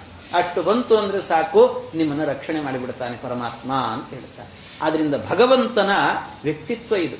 ಕೊನೆಯಲ್ಲಿ ಇಷ್ಟು ಕೇಳ್ಕೊಳ್ರಿ ಅಷ್ಟೇ. ಇದನ್ನೆಲ್ಲ ಮಾಡಿ ನೀವು ಮಾಡುವ ಕರ್ಮ ಯಾವುದು ಕೂಡ ಪರಿಪೂರ್ಣ ಆಗಲಿಕ್ಕೆ ಸಾಧ್ಯವೇ ಇಲ್ಲ, ಯಾವುದೂ ಸಾಧ್ಯ ಆಗೋದಿಲ್ಲ. ಅದಕ್ಕೆ ಕೊನೆಗೆ ಪುರೋಹಿತರು ಏನ್ ಮಾಡಿದ್ರು ಕೂಡ ಅವರು ಯಜಮಾನರಿಗಂತೂ ಗೊತ್ತೇ ಇರೋದಿಲ್ಲ ಪಾಪ. ಆದ್ರಿಂದ ಕೊನೆಗೆ ಪುರೋಹಿತರೇ ಹೇಳ್ಕೊಡ್ತಾರೆ, ಈ ರೀತಿ ಹೇಳ್ರಿ ಅಂತ. ಸರ್ವಂ ಸಂಪೂರ್ಣಮಸ್ತಿತಿ ಭವಂತೋ ಬ್ರುವಂತು ಅಂತ ಹೇಳಿ, ಅದಕ್ಕೆ ಸರ್ವಂ ಸಂಪೂರ್ಣಮಸ್ತು ಅಂತ ಇವ್ರು ಹೇಳಬೇಕು. ಯಾಕೆ ಸರ್ವಂ ಸಂಪೂರ್ಣಮಸ್ತಿತಿ ಭವಂತೋ ಬ್ರುವಂತಿ ಅಂತ ಯಾಕೆ ಹೇಳಿಸ್ಬೇಕು ಬ್ರಾಹ್ಮಣರ ಬಾಯಿಂದ? ಯಾಕೆ ಅಂದ್ರೆ ಬ್ರಾಹ್ಮಣಾ ಯಾನಿ ಭಾಷಂತೆ ತಾನಿ ಮನ್ಯಂತೆ ದೇವತಾಹ ಅಂತ. ಯಾವ ಬ್ರಾಹ್ಮಣನು ಒಂದು ಮಾತನ್ನು ತನ್ನ ನಾಲಿಗೆಯಿಂದ ನುಡಿದ ಅಂದ್ರೆ ತಾನಿ ಮನ್ಯಂತೆ ದೇವತಾಹ, ದೇವತೆಗಳೆಲ್ಲ ತಥಾಸ್ತು ಅಂತ ಹೇಳಿ ಅದು ಆಗುವಂತೆ ನಡೆಸ್ತಾರಂತೆ. ಆದ್ರಿಂದ ಬ್ರಾಹ್ಮಣನ ಬಾಯಿಂದ ಸಂಪೂರ್ಣಮಸ್ತು ಅಂತ ಬಂದ್ರೆ ಸಾಕು, ಅದೆಲ್ಲ ಪೂರ್ಣವಾಯಿತು ಅಂತ ಅರ್ಥ. ಹಾಗೆ ಆ ಕ್ರಮದಲ್ಲಿ ಮಾಡಬೇಕು. ಆದ್ರಿಂದ ಯಾವುದನ್ನು ಹೇಳಿದರೂ ಕೂಡ ಅಷ್ಟೇ, ನಾವು ಕೊನೆಯಲ್ಲಿ ಹೇಳೋದೇ ಅದನ್ನಲ್ವ, ಯಸ್ಯ ಸ್ಮೃತ್ಯಾಚನಾ ಮುಕ್ತ್ಯ ತಪಪೂಜಾ ಕ್ರಿಯಾದಿಷು ನ್ಯೂನಂ ಸಂಪೂರ್ಣತಾಂ ಯಾತಿ. ಅದನ್ನೆಲ್ಲ ಹೇಳಬೇಕು. ನೂನಂ ಸಂಪೂರ್ಣತಾಂ, ಅಲ್ಲೇ ಹೇಳೋದು ಸಂಪೂರ್ಣತಾಂ ಯಾತಿ ಅಂತ. ಯಾಕೆ ಅಂದ್ರೆ ಅದನ್ನ ನೋಡಿ ಹೇಳಬೇಕಾದ್ರೆ ಒಂದನ್ನು ಹೇಳಲಿಲ್ಲ, ಭಕ್ತಿಹೀನಂ ಅಂತ ಅಷ್ಟೇ ಹೇಳಲಿಲ್ಲ. ಮಂತ್ರಹೀನಂ, ಕ್ರಿಯಾಹೀನಂ, ಭಕ್ತಿಹೀನಂ ರಮಾಪತೆ, ಎಲ್ಲ ಕಡೆಯಲ್ಲೂ ಅಷ್ಟೂ ಹೇಳಿದ್ದಾರೆ. ಯಾಕೆ ಕೆಲವೊಬ್ಬರಿಗೆ ಏನಾಗ್ತದೆ ಅಂತ ಹೇಳಿದ್ರೆ ಭಕ್ತಿ ಇರ್ತದೆ, ಮಂತ್ರ ಎಲ್ಲೆಲ್ಲೂ ಹೋಗಿರ್ತದೆ. ಆದ್ರಿಂದ ಒಂದು ಮಾತ್ರ ಅಲ್ಲಿ ಎಲ್ಲವೂ ಹೋಗಿರ್ತಾವೆ. ಆದ್ರಿಂದ ಎಲ್ಲವನ್ನೂ ಸೇರಿಸಿದ್ದಾರೆ ಮಂತ್ರದಲ್ಲಿ ಹೇಳಬೇಕಾದ್ರೆ. ಆದ್ರೆ ನ್ಯೂನಂ ಸಂಪೂರ್ಣತಾಂ ಯಾತಿ, ಯಾವುದ್ಯಾವುದು ನ್ಯೂನ ಅಂತ ಅನಿಸಿಕೊಂಡಿದೆಯೋ ಅದೆಲ್ಲ ಸಂಪೂರ್ಣವಾಗತ್ತಂತೆ. ಯಾವಾಗ ಅಂದ್ರೆ ಕೊನೆಯಲ್ಲಾಗಬೇಕಾದ್ರೆ ಎಲ್ಲ ಹೇಳಿ ಭಗವಂತ ಇದೆಲ್ಲ ಸಂಪೂರ್ಣ ಮಸ್ತು ಅಂತ ನನಗೆ ಅನುಗ್ರಹವನ್ನ ಮಾಡು ಅಂತ ಹೇಳಿಕೊಂಡು ಕೊನೆಯಲ್ಲಿ ಒಂದು ಮಂತ್ರ ಹೇಳಿಬಿಡಬೇಕಂತೆ. ಕೊನೆಗೆ ಅವನ ನಾಮಸ್ಮರಣೆ ಅಂತ ಹೇಳ್ತಾರೆ, ಪರಮಾತ್ಮನ ನಾಮಸ್ಮರಣೆ ಅಂತ. ಅವನ ನಾಮಸ್ಮರಣೆ ಮಾಡಿಬಿಟ್ವಿ ಅಂತ ಆದ್ರೆ ಏನೇನು ಅಪರಾಧಗಳಿದ್ರೂ ಕೂಡ ಅದೆಲ್ಲ ಹೋಯ್ತು ಅಂತ. ನೀವು ಮಾನಸಿಕವಾದ ಅಪರಾಧ ಇರಬಹುದು, ವಾಚಿಕ, ಕಾಯಿಕ, ಯಾವ್ಯಾವ ಅಪರಾಧಗಳಿದೆಯೋ ಆ ಎಲ್ಲ ಅಪರಾಧಗಳು ಕೂಡ ಈ ನಾಮಸ್ಮರಣೆಯಿಂದ. ಅದಕ್ಕೆ ವಿಶೇಷವಾಗಿ ಹೇಳುವಂತಹದ್ದು ಕೊನೆಯಲ್ಲಿ ನಾಮತ್ರಯ ಜಪಂ ಕರಿಷ್ಯೆ ಅಂತ. ಅಚ್ಯುತಾಯ ನಮಃ, ಅನಂತಾಯ ನಮಃ, ಗೋವಿಂದಾಯ ನಮಃ ಅಂತ ಕೊನೆಯಲ್ಲಿ ನಾಮತ್ರಯ ಜಪಂ ಅಂತ. ಈ ನಾಮತ್ರಯ ಜಪ ಏನ್ ಮಾಡುತ್ತದೆ ಗೊತ್ತಾ? ಒಂದೊಂದಕ್ಕೂ ಕೂಡ ಒಂದೊಂದು ವೈಶಿಷ್ಟ್ಯ ಇದೆ ಅಂತಾರೆ. ಅಚ್ಯುತೇತಿ ಮನಃಪೂತಂ, ಅಚ್ಯುತೇತಿ ಮನಃಪೂತಂ. ಅಚ್ಯುತ ಅಂತ ಹೇಳುವಾಗ ಮನಸ್ಸಿನಿಂದ ಮಾಡಿದಂತ ಅಪರಾಧಗಳೆಲ್ಲ ಪರಿಹಾರ ಆಗ್ತದಂತೆ. ಅಚ್ಯುತೇತಿ ಮನಃಪೂತಂ, ಅನಂತೇತಿ ಚ ವಾಕ್ ಪುನಃ, ಅನಂತೇತಿ ಚ ವಾಕ್ ಪುನಃ. ಅನಂತ ಅಂತ ಹೇಳಿದ ಕೂಡಲೇ ವಾಕಿನಿಂದ ನೀವೇನಾದ್ರೂ ಕೂಡ ಸ್ವರಗಳನ್ನ ಮಂತ್ರಗಳನ್ನ ತಪ್ಪು ಹೇಳಿದ್ದೀರಿ ಅಂದ್ರೆ ಅದನ್ನೆಲ್ಲ ಪರಿಹಾರ ಮಾಡ್ತಾನೆ ಪರಮಾತ್ಮ. ಆದ್ರಿಂದ ವಾಕ್ ಸ್ಮೃತಂ, ಇದು ವಾಕ್ ಆಯಿತು. ಆಮೇಲೆ ಗೋವಿಂದೇತಿ ತನುಪೂತ, ಗೋವಿಂದೇತಿ ತನುಪು, ಅದು ಗೋವಿಂದ ಅಂತ ನಾಮಸ್ಮರಣೆಯನ್ನ ಮಾಡಿದ್ವಿ ಅಂತಾದ್ರೆ ಹೀಗೆ ಅದು ತನುಪೂತ, ನಮ್ಮ ಶರೀರದಿಂದ ಮಾಡಿದಂತ ಏನು ಅಪರಾಧಗಳಿದ್ದಾವೋ ಅದನ್ನೆಲ್ಲ ಪರಿಹಾರ ಮಾಡ್ತಾನೆ ಪರಮಾತ್ಮ. ಆದ್ರಿಂದ ನಾಮತ್ರಯಮುದಾಹೃತಂ, ಈ ರೀತಿ ನಾಮತ್ರಯಮುದಾಹೃತಂ, ಇದಕ್ಕೆ ನಾಮತ್ರಯವನ್ನು ಜಪ ಮಾಡಬೇಕು ಅಂತ ಹೇಳೋದು. ಬಹಳ ಮಂದಿ ಗೊತ್ತಿರುವುದಿಲ್ಲ ನಾವು ಯಾಕೆ ನಾಮತ್ರಯಗಳನ್ನು ಹೇಳ್ತಿದ್ದೇವೆ. ಬರೀ ನಾಮತ್ರಯ ಹೇಳ್ರಿ ಅಂತ ಹೇಳ್ತಿರ್ತಾರೆ. ಸುಮ್ಮನೆ ಎಲ್ಲರೂ ಮಾಡ್ತಾರೆ ನಾವು ಮಾಡೋಣ ಅಂತ. ಹಾಗಲ್ಲ, ಅದಕ್ಕೊಂದು ಅರ್ಥ. ಏನು ಮಾನಸಿಕವಾಗಿರುವಂತಹದ್ದು, ವಾಚಿಕವಾದಂತಹದ್ದು, ಇನ್ನು ಕಾಯಕವಾದಂತ ಏನೇನು ದೋಷಗಳಿದೆಯೋ ಅದನ್ನೆಲ್ಲ ಪರಿಹಾರ ಮಾಡ್ತಾನೆ ಪರಮಾತ್ಮ. ಆದ್ರಿಂದ ಅಂತಹ ಭಗವಂತನ ನಾಮಸ್ಮರಣೆಯನ್ನ ಮಾಡಿದರೆ ಸಾಕು. ಪರಮಾತ್ಮನ ನಾಮಸ್ಮರಣ ಮಾತ್ರದಿಂದಲೇನೆ ಎಲ್ಲವೂ ಪರಿಹಾರ ಆಗತ್ತೆ. ಆದ್ದರಿಂದ ಯಾರ್ಯಾರು ಪಾಪ ಮಾಡಿದ್ದಾರೋ ಅವರೆಲ್ಲರೂ ಕೂಡ ನರಕಕ್ಕೇ ಹೋಗಬೇಕು ಅಂತೇನಿಲ್ಲ.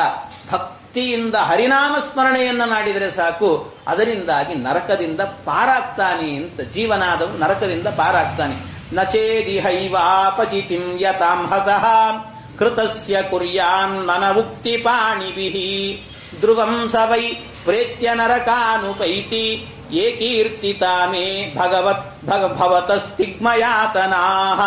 ಯಾರ್ಯಾರಾಗಬೇಕಾದ್ರೆ ಮನಸ್ಸು, ಕೈ, ಕಾಲು ಇವುಗಳಿಂದ ಎಲ್ಲ ಮಾಡಿರ್ತಾರೆ ಪಾಪಗಳನ್ನ, ಅವರೆಲ್ಲ ಕೊನೆಗೊಂದು ಸರ್ತಿ ಪ್ರಾಯಶ್ಚಿತ್ತ ಅಂತ ಹರಿನಾಮ ಸ್ಮರಣೆಯನ್ನ ಮಾಡಿದ್ರು ಅಂತಾದ್ರೆ ಇದೆಲ್ಲದರಿಂದಲೂ ಕೂಡ ಪಾರಾಗಿ ಹೋಗ್ತಾರಂತೆ ಅವರೆಲ್ಲರೂ ಕೂಡ.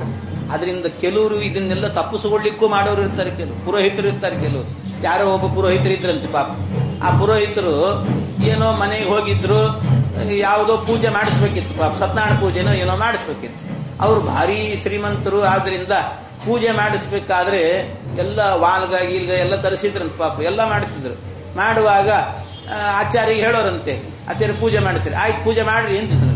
ಅಲ್ಲ ನೀವು ಮಂತ್ರ ಹೇಳ್ರಿ, ಆಗ ವಾಲ್ಗ ಶುರು ಮಾಡ್ರಿ ಅಂತಿದ್ರಂತ. ಮಂತ್ರ ಹೇಳ್ರಿ ಅಂದ ಕೂಡಲೇ ವಾಲ್ಗ ಶುರು ಮಾಡ್ರಿ ಅನ್ನೋರಂತ. ಹಾಗೆ ಅಂದ್ರೆ ಕೆಲವರಿಗೆ ಈ ಮಂತ್ರವೇ ಗೊತ್ತಿರೋದಿಲ್ಲ, ಹಾಗಿರುತ್ತಾರೆ. ಆದ್ರಿಂದ ಅಂಥವರಿಗೂ ಕೂಡ ಹರಿನಾಮ ಸ್ಮರಣೆಯೇನೆ ಗತಿ, ಹರಿನಾಮ ಸ್ಮರಣೆ ಗತಿ ಅಂತ ಆ ರೀತಿ ಮಾಡಬೇಕು ಅಂತ ಹೇಳ್ತಾರೆ.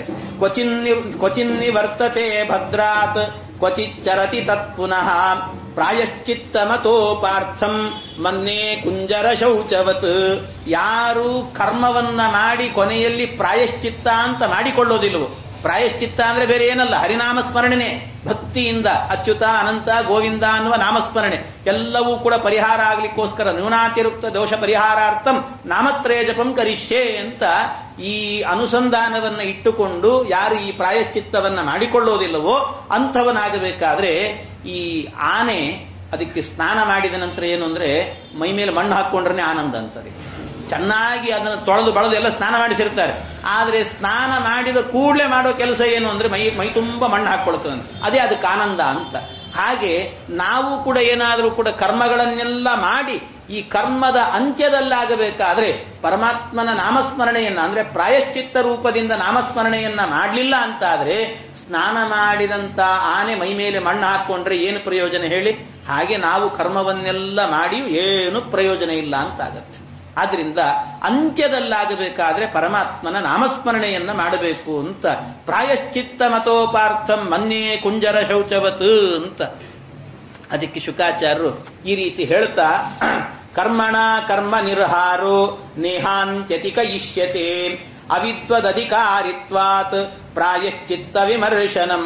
ಈ ರೀತಿ ಪ್ರಾಯಶ್ಚಿತ್ತವನ್ನ ವಿಮರ್ಶೆ ಮಾಡಿ ಸರಿಯಾಗಿ ಯಾವ ಪಾಪಕರ್ಮಕ್ಕೆ ಯಾವುದನ್ನ ಮಾಡಬೇಕು ಅಂತೆಲ್ಲ ತಿಳ್ಕೊಂಡು ಮಾಡಿ ಈ ಪ್ರಾಯಶ್ಚಿತ್ತವನ್ನ ಮಾಡಬೇಕು ಅಂತ ಹೇಳ್ತಾರೆ.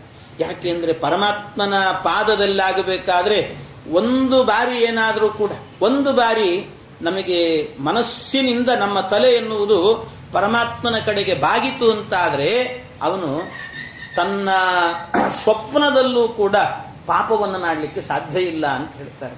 ಸಕೃನ್ಮನ ಕೃಷ್ಣ ಪದಾರವಿಂದಯೋ ನಿವೇಶಿತಂ ತದ್ಗುಣರಾಗಿಯೈರಿಹ ನತೇಯಮಂ ಪಾಶಭೃತಶ್ಚ ತದ್ಭಟಾನ್ ಸ್ವಪ್ನೇಪಿ ಪಶ್ಯಂತಿ ಚೀರ್ಣ ನಿಷ್ಕೃತಾಃ.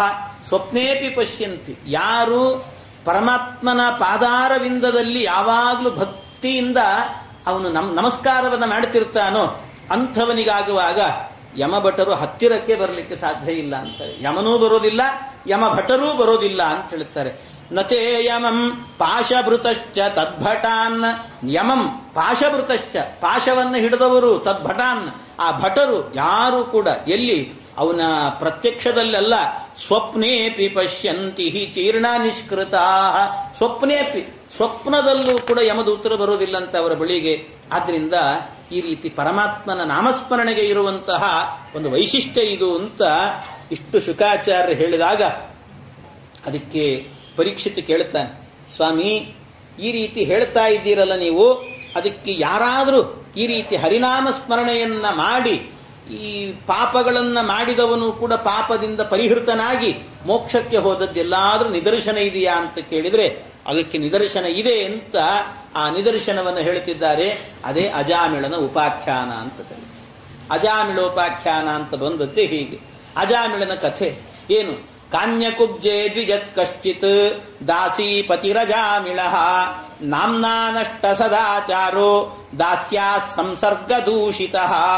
ಕಾನ್ಯಕುಬ್ಜೆ, ಒಂದು ಕಾನ್ಯಕುಬ್ಜ ಅನ್ನುವಂತಹ ಅಂದ್ರೆ ಈ ಗಂಗಾ ಮತ್ತು ಯಮುನಾ ಈ ಎರಡರ ನಡುವೆ ಇರುವಂತಹ ಒಂದು ಸ್ಥಳ ಅದು. ಕಾನ್ಯಕುಬ್ಜ ಅಂತ ಒಂದು ದೇಶ, ಗಂಗಾ ನದಿ ಯಮುನಾ ನದಿಯ ಮಧ್ಯದಲ್ಲಿರುವಂತಹದ್ದು. ಆ ಕಾನ್ಯಕುಬ್ಜ ಅನ್ನುವಂತಹ ದೇಶದಲ್ಲಿ ಒಬ್ಬ ಅಜಾಮಿಳ ಅನ್ನುವಂಥ ಒಬ್ಬ ಬ್ರಾಹ್ಮಣ ಇದ್ದನಂತೆ. ಆ ಅಜಾಮಿಳ ಅನ್ನುವಂಥ ಬ್ರಾಹ್ಮಣ ಏನು ಮಾಡಿದ ಅವನು ಅಂತ ಕೇಳಿದ್ರೆ, ದಾಸೀಪತಿರಜಾಮಿಳ, ಅವನು ದಾಸೀಪತಿಯಾದ, ಒಬ್ಬ ವೇಶ್ಯೆಯ ಪತಿಯಾಗಿದ್ದ ಅವನು ಅಂತ ಹೇಳುತ್ತಾರೆ. ನಾಮ್ನಾ ನಷ್ಟ ಸದಾಚಾರೋ ದಾಸ್ಯಾ ಸಂಸರ್ಗ ದೂಷಿತ. ಅವನು ಅಜಾಮಿಳ ಅಂತ ಹೆಸರು, ಆದರೆ ನಾಮದಿಂದಲೂ ಕೂಡ ಅವನು ದೂಷಿತನಾಗಿದ್ದ ಅಂತ. ಮೊದಲು ಒಂದು ಅರ್ಥದಲ್ಲಿ ಅವನು ಅಜಾಮಿಳ ಆಗಿದ್ದ, ಆಮೇಲೆ ಇನ್ನೊಂದು ಅರ್ಥದಲ್ಲಿ ಅಜಾಮಿಳ ಆದ್ನಂತ.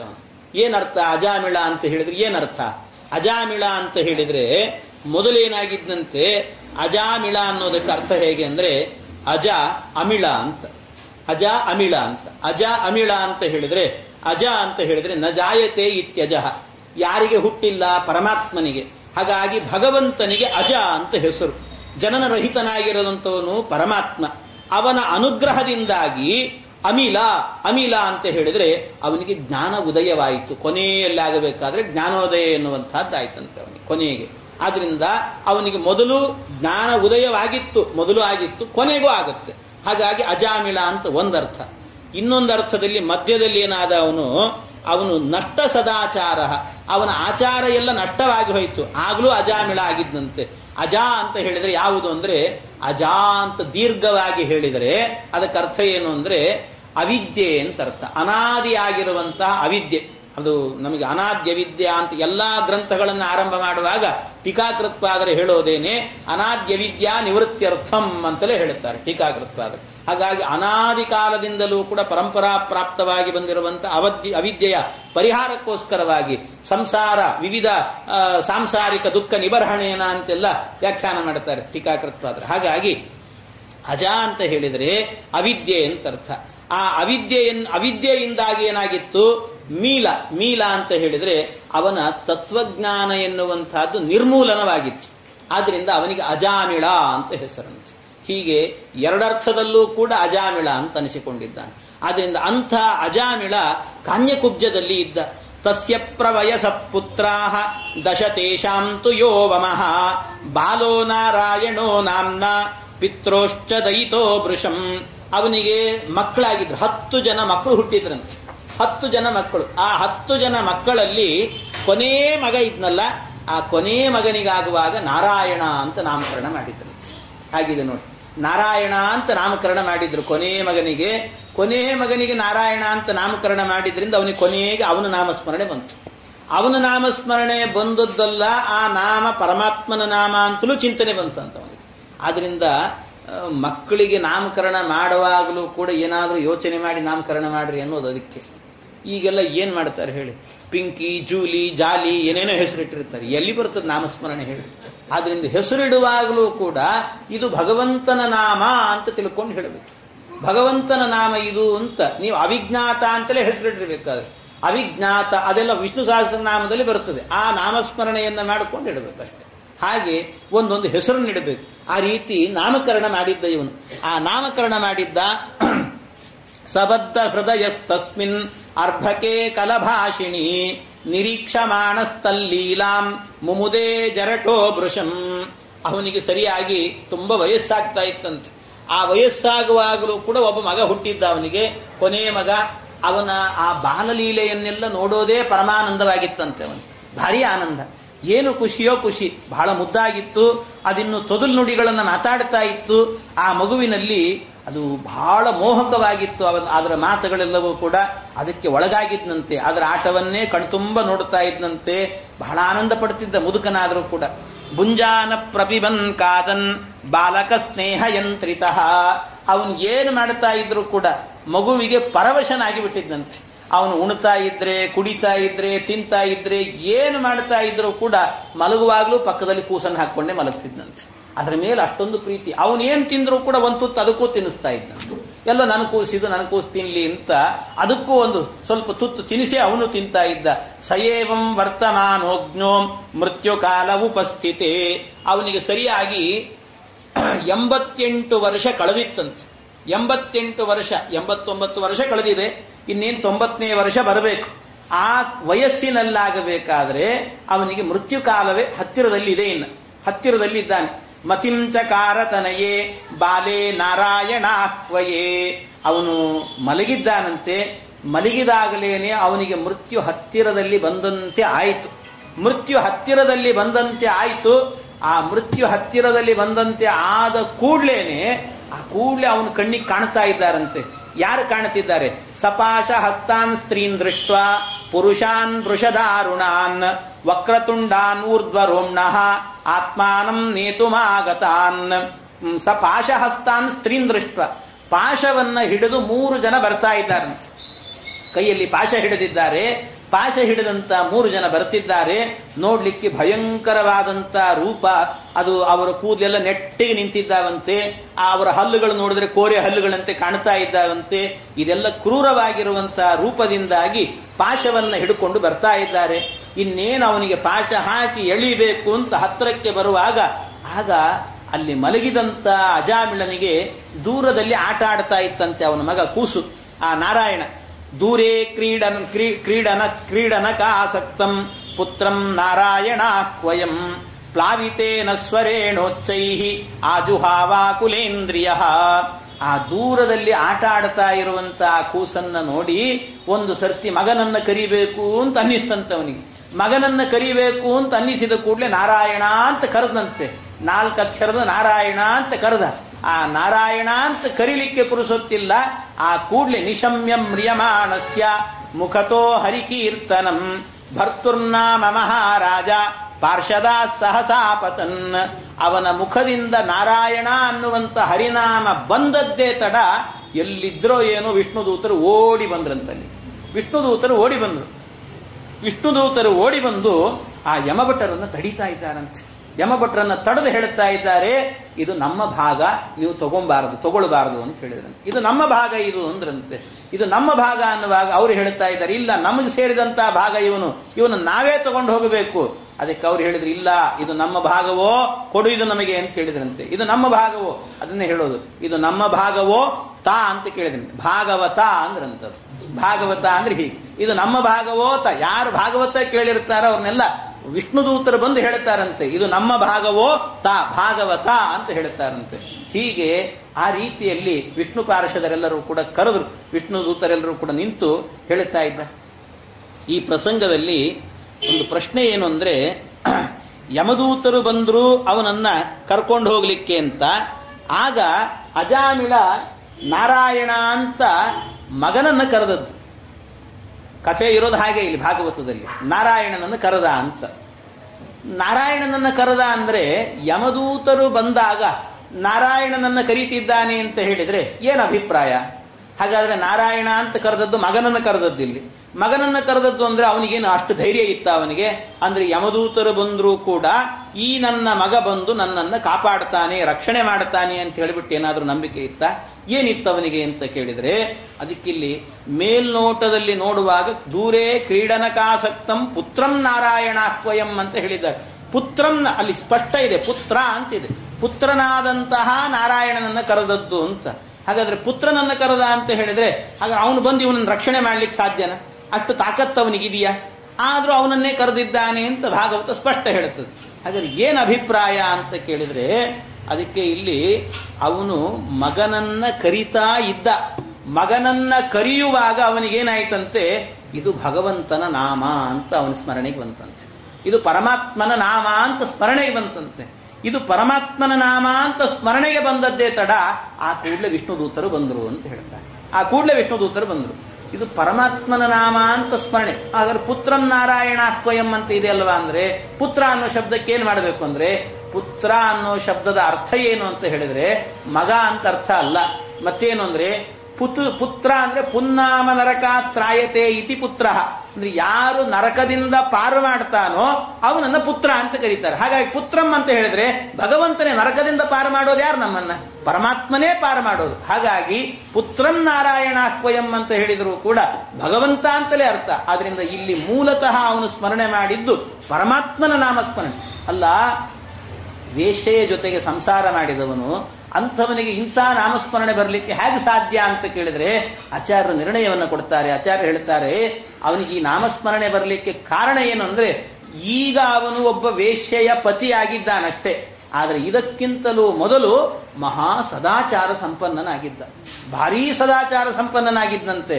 ಆದ್ರಿಂದ ಭಾರೀ ಸದಾಚಾರ ಸಂಪನ್ನನಾಗಿರೋದ್ರಿಂದ ಪರಮಾತ್ಮ ಅವನು ಅಜಾಮಿಳ, ಆದ್ರಿಂದ ಅವನ ಹಿಂದೆ ಮಾಡಿದ ಪುಣ್ಯ ಈ ಕೊನೆ ಕಾಲದಲ್ಲಿ ಅವನನ್ನು ರಕ್ಷಣೆ ಮಾಡಿತಂತೆ.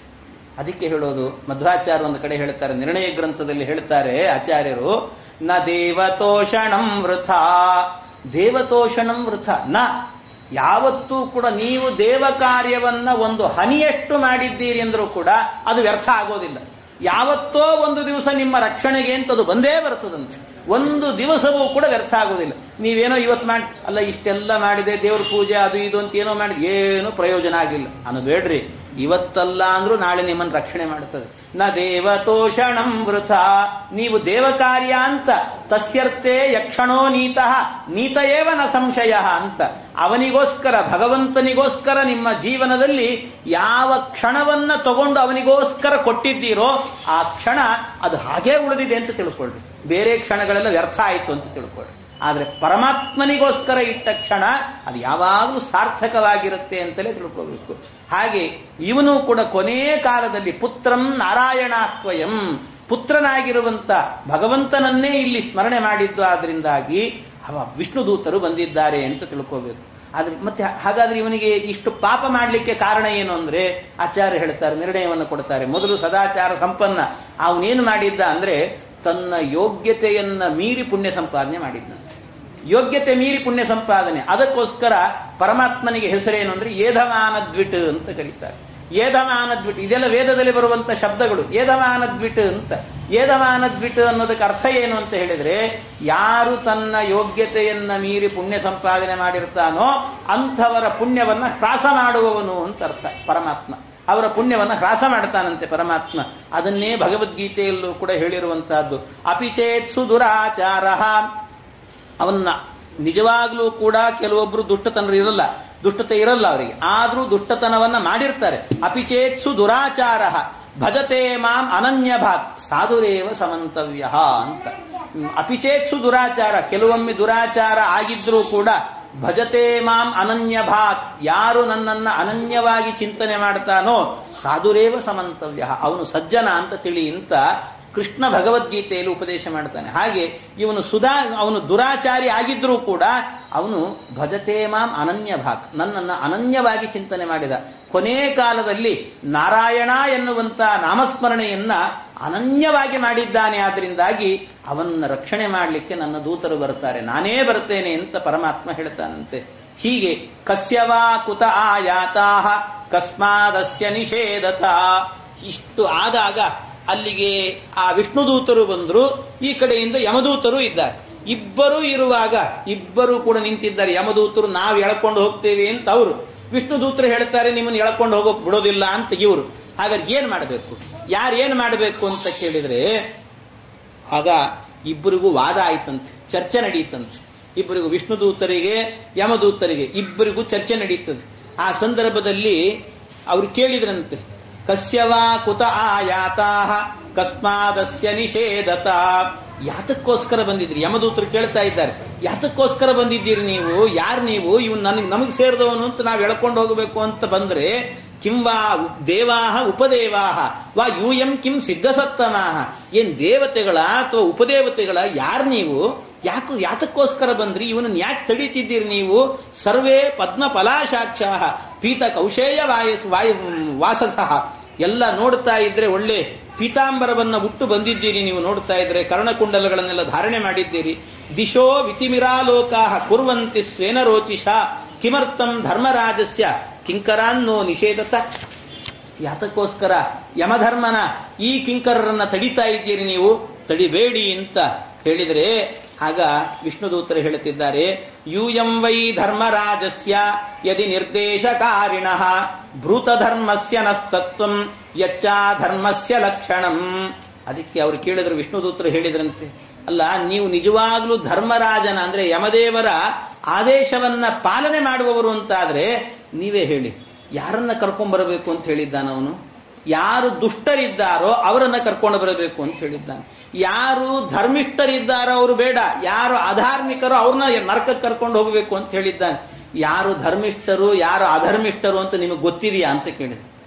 ವಿಷ್ಣುದೂತರು ಕೇಳ್ತಾರೆ, ಯಾರು ಧರ್ಮಿಷ್ಠರು ಯಾರು ಅಧರ್ಮಿಷ್ಠರು ಅಂತ ನಿಮಗೇನಾದ್ರು ಗೊತ್ತಿದೆಯಾ?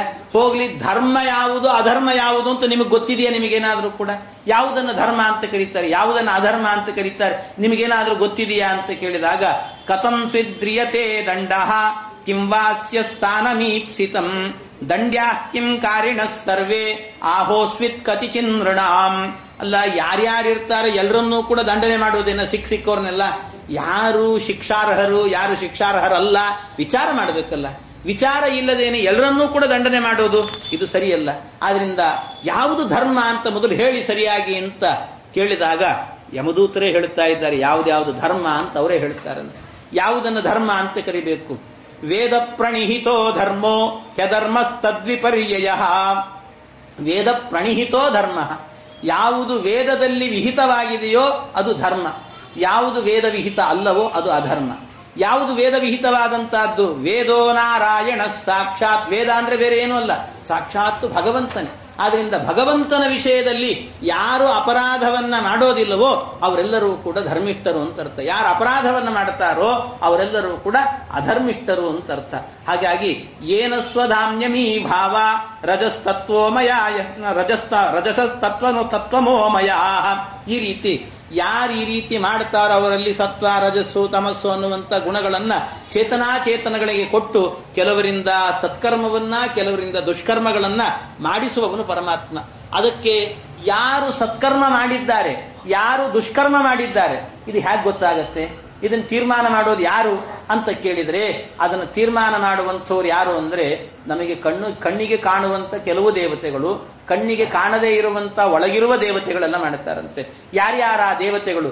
ಸೂರ್ಯೋಗ್ನಿ ಕಮ್ಮರುದ್ಗಾವ ಸೋಮ ಸಂಧ್ಯಃ ನೀದಿಶಃ ಕಾಲಸ್ವಯಂ ಧರ್ಮ ಇತಿ ಹೇತೆ ಧರ್ಮಸ್ಯ ಸಾಕ್ಷಿಣಃ. ನಾವು ಧರ್ಮವನ್ನ ಮಾಡಿದ್ದೇವೋ ಇಲ್ಲೋ ಅಂತ ನೋಡ್ಲಿಕ್ಕೆ ಅಂತ ಯಾವಾಗಲೂ ಇರುವ ದೇವತೆಗಳು ಯಾರು ಅಂದ್ರೆ ಸೂರ್ಯ, ಅಗ್ನಿ, ಖಂ, ಮರುತು, ಗಾವ, ಸೋಮ.